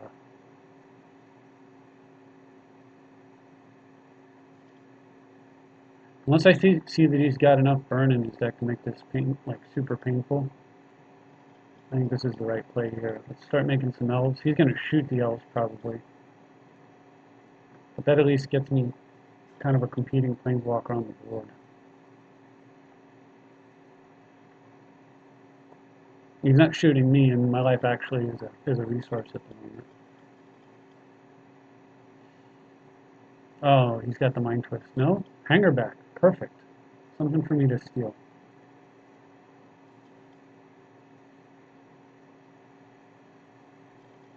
And of course, the will to go with it.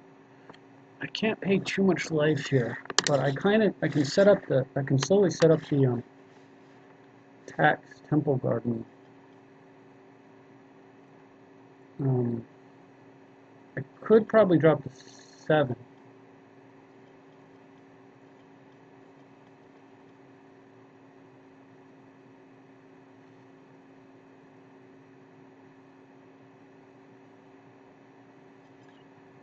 But I'll wait and see if that's going to really pay out for me or not.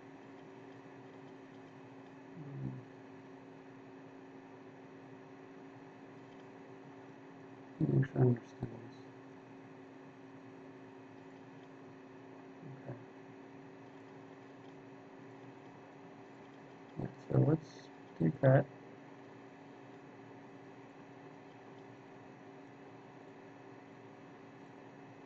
Okay. Like that. I actually could have Fraley's to destroy Hangerback Walker.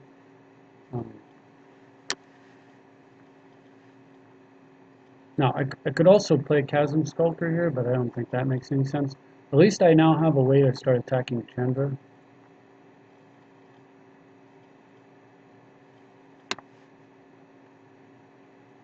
Yeah, so there's the exile. Kadama's Reach.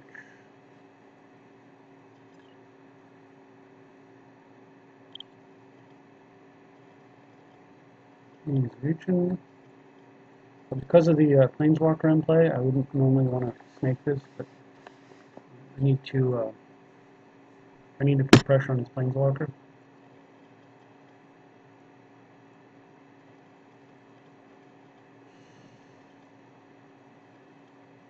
Okay. And the funny thing is, it would have just helped my land tax situation.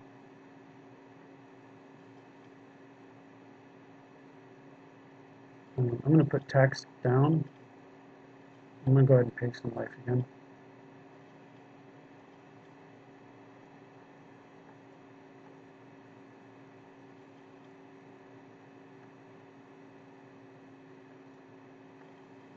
Plus 1 to activate. So, because what I want to do is I want to cast Raphaelis, and I want to have enough mana to hardcast Force of Will, so that I can play Temple Garden without paying life, because life's kind of important right now.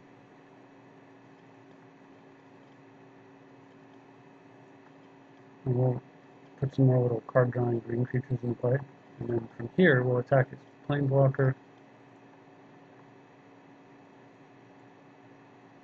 I mean, of course I have the alternate cost of Force, but I don't want to have to pay that if I can help it.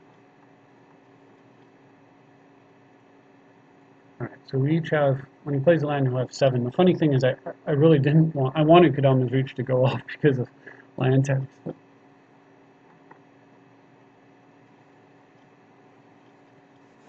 Alright, so he plays Seal of Fire. What is that going to do? I don't really think that does much. He's not going to seal me for the win. So, yeah, that's fine. You can take one less little green creature out, and that's just fine. And again, what does Flame Tongue Kabu actually do here? Let's say he kills Raphaelis, for example, which would probably be the target. Then I attack Chandra with this, this, and this, and make a blocker for Flame Tongue.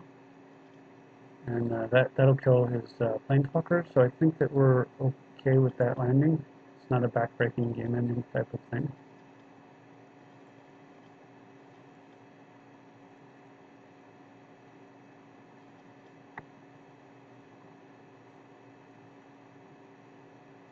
Okay, that's pretty interesting.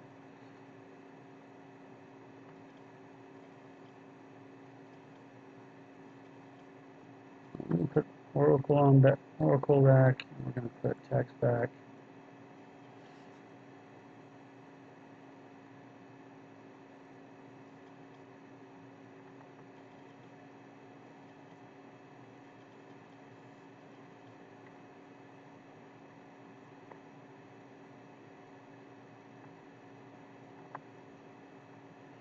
Okay, so that deals with that. I don't know how's he going to deal with this hanger back. Strange. But I think I have to be willing to cast the force of will at this point to get the advantage that I need. So I have decided that's what I'm going to do. And that's why I took right there.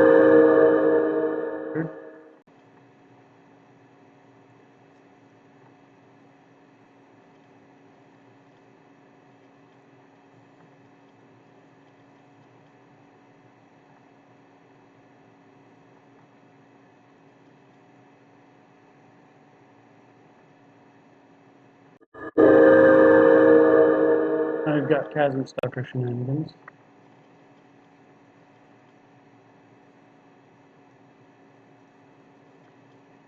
Okay, so 1, 2, 3, 4, 5, 6, 7, 1, 2, 3, 4, 5, 6, 7. I'm not going to get to tax, but I may be able to mull dia. 1, 2, 3, 4, 1, 2, 3, 4, 5. I could mull dia that land away.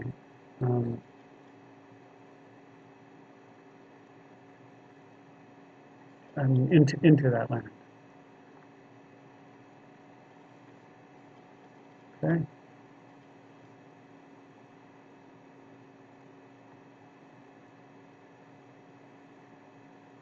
Let's do that. Do that. You know, tax is great, but so is the oracle effect.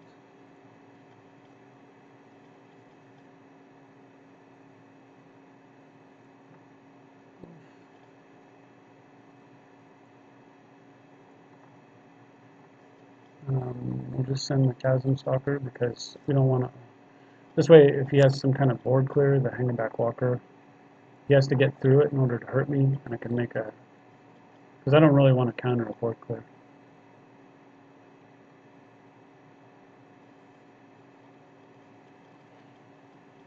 Jace, does that do anything? It draws him some cards slightly, and then I attack and kill it, I think. It would shrink him and him. But he would still hit for 2. So I think that's fine. I don't have to counter it. I'm not going to. Oh.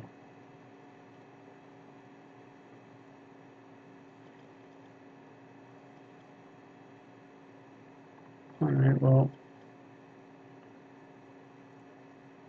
Piles are through the breacher, Snapcaster. I'm not sure. I guess he's playing some kind of combo. So now we know what the force is for.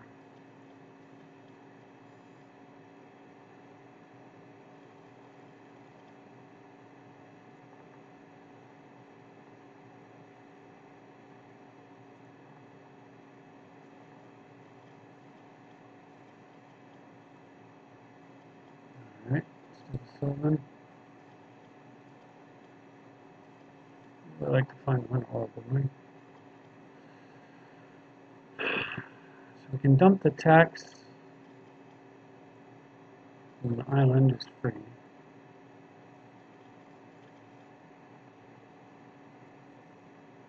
Island is free. I can Sylvan for. I can Zenith for 4. 5. Yeah, and then I can have 2 counterspells ready to go. So let's do that.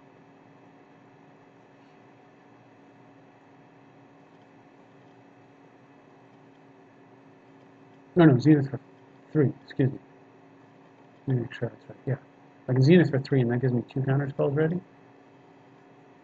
And it also shuffles away the tax.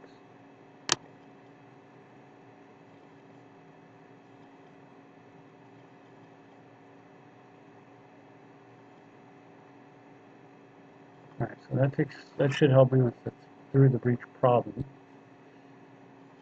And then I can draw 4 cards. I think it's time to do.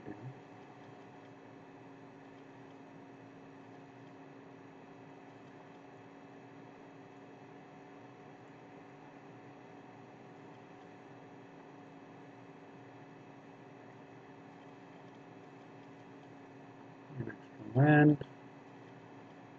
Because for all the temple garden is basically free. Yeah. Because now what's going to happen, he obviously sees that I've got too much advantage. He's basically dead. So that's cool.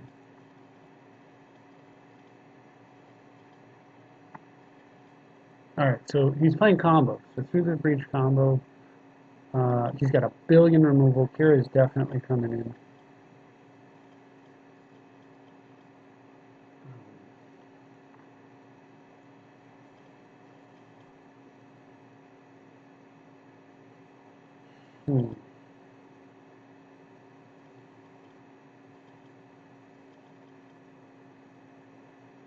It's hard to take anything out, is the problem.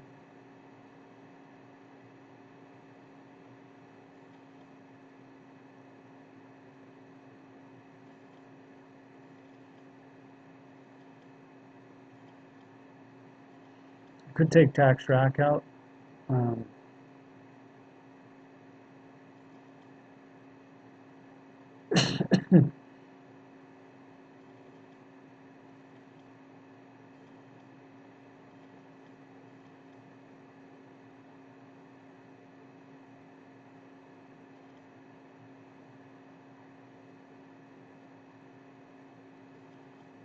I could actually sideboard an Armageddon against this guy. It's kind of weird. Seems kind of... Problem is through the breach is 5, right? So I could potentially just blow the lands up when we get to that 5 mana mark. It's hard for me to use everything effectively. It's hard to know whether or not he's going to be killing. Like if I get mostly alternate mana source and he's killing him off too quickly, then I think Wake Thrasher is not like amazing. Master of Waves might actually be good against him. Certainly shuts down his Planeswalker. But I think Kira for Thrasher is pretty good. Skulker's incredible. He's not getting cut. But I think I'll just make that change and we'll see how this goes. It's just really difficult. Like I want to get the tax rack thing potentially going for.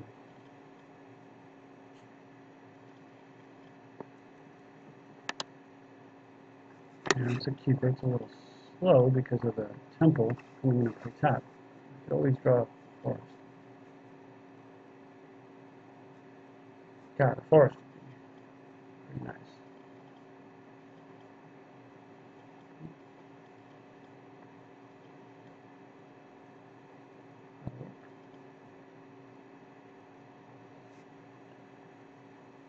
Okay.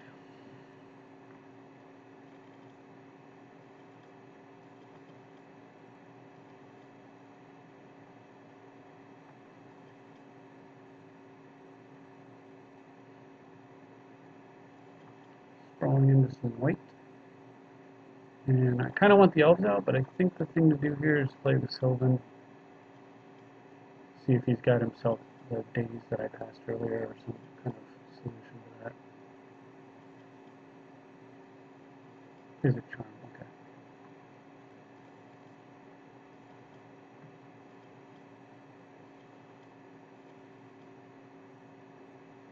Get a long pause on the Utopia scroll, so I was pretty sure he had a counterspell of some sort. I just didn't know which one it was. Okay.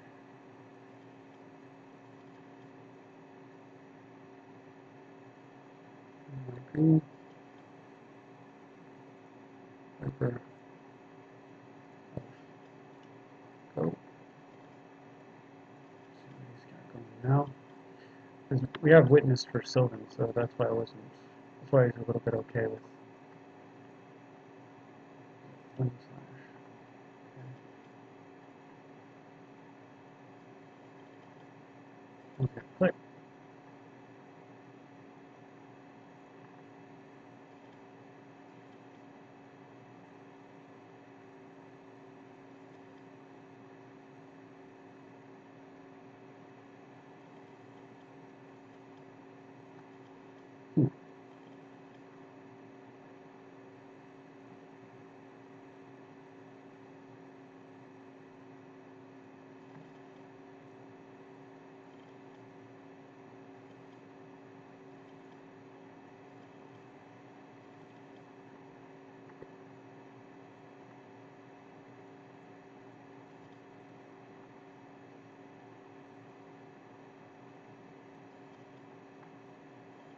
Well, looks pretty good. I mean, this is not, he's got pressure, but we do have a pretty good recovery. We can actually pull tack track off. We'll find out. Can we play pillar of flame? Yeah, okay. Coming down? Yep. Question is, do I want to try to play the skulker?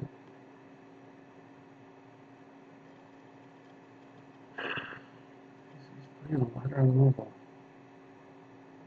I think so, though. I just need to keep him busy. And if he doesn't have an answer, then of course there's a problem there. Okay, he's got the answer. He's removal city. I could have score racked it away because it's not super great against a deck like that, but I'm hoping to recover my hand here pretty fast. So.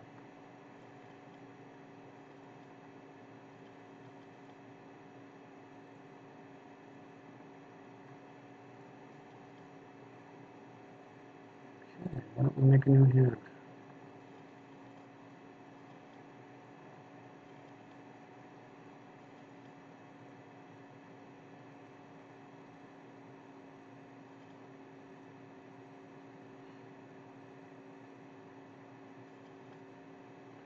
Alright, so I really don't want to play a land, and I also don't really want to, like,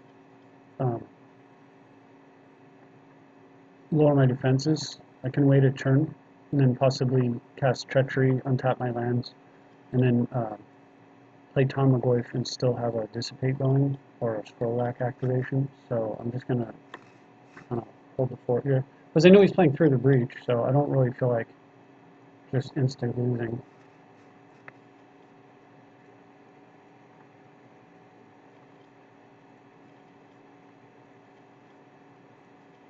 At this point, a double Ancestral, so maybe okay to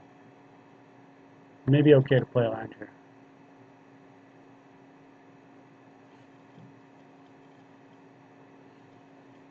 It'll put me up 1 mana if the Treachery resolves. It's down to 4 cards in hand.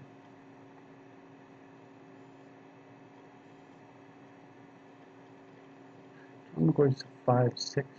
Thing is, I really want him to be the one to act.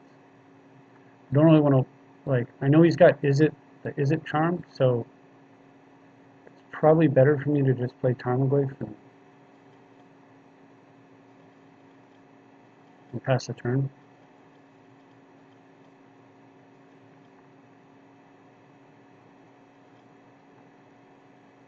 Because if I tap out for Is It charm, then he just answers it, and then what do I do?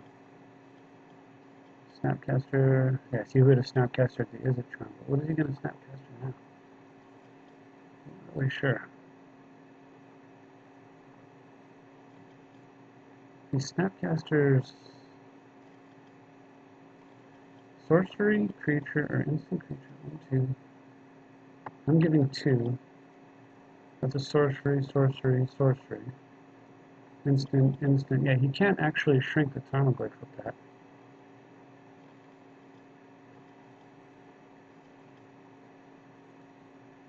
Charm. I'm trying to fix his hand.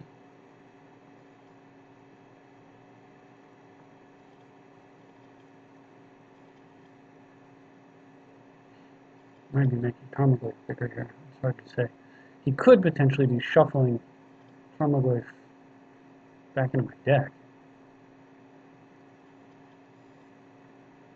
Right. Oh, it didn't get any bigger. Right here, that's a heck of a thing to through the breach into pull. Is it Necromancy? Yeah. Okay, so the Izzet Charm is at least gone. So that's probably gonna, there we go, land. Perfect. I didn't get to actually activate Explorer, but it's fine. Doesn't have to be every turn.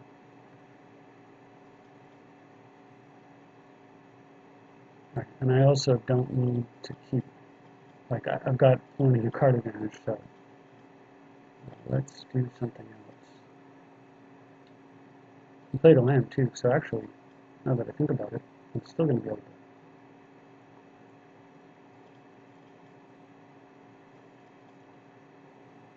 Oh no, he's got that stupid thing in play. Well, let me think this through. He can seal his own guy, and then I won't be able to actually, I won't get to untap my mana.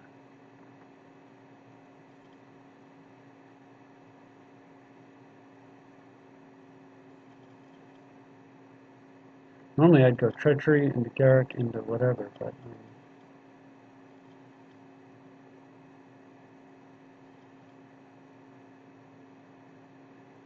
what can I rack into? I could rack into Swords to Plowshares.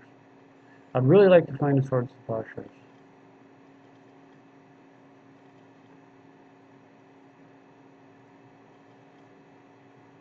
But I will settle for Treachery, so we're going to get rid of everything else. Okay.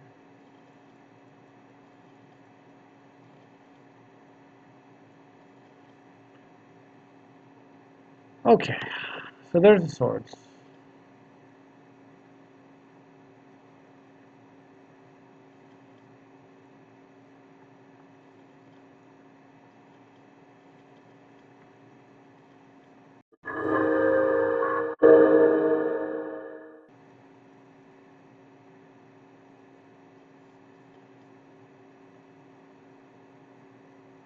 I think we're going to go ahead and just play. I'd like to get Kira down and a bird, but I really want to get the Winter Orb down, I think.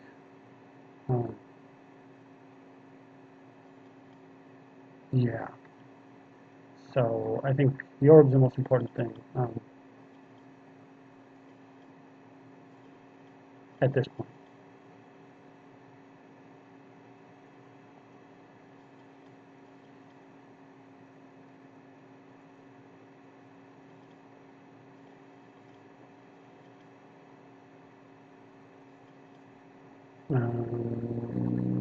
Don't think the bird makes any sense here. Next turn, 1, 2, 3, 4, 5. I can actually cast Treachery.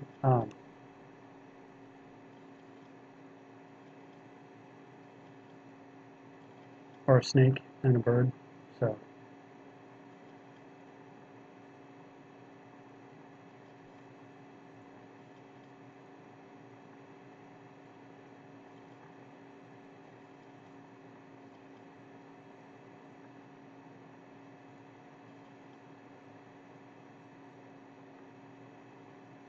If he wants to seal that, then that's fine. If he seals it, then that frees me for using Treachery, of course. If it doesn't, and that frees me for casting Cure.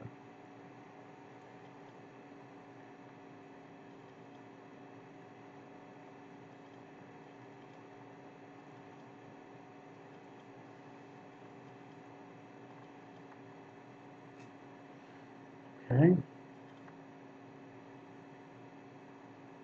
Pick up Dissipate. I think that makes a lot of sense. But Cast Cure is just going to kill my bird in response. Which might be the way to go, honestly. But, I think we're going to do this. ourselves a dissipate. Yeah, using Winter Orb Trap. Awesome. All right. Well, I guess I redeemed myself for the horrible performance the other day when I missed playing late at night and missed killing a 6/6 demon off a combination of a trigger from Keranos while holding Ralzarek. Completely, like, spaced out on it, missed the kill, and this deck, which should have easily won any any draft, ends up losing because of that. But like I said, I managed to redeem myself with the bat colors and power of Winter Orb, and those of you who've seen me play Alora know how much I love Winter Orb. So glad I got to do that. That's all I've got for now. I may be playing again later, I'm not sure, but I also have some work I've got to do, so I'm going to get to it. Thanks for watching. See you next time.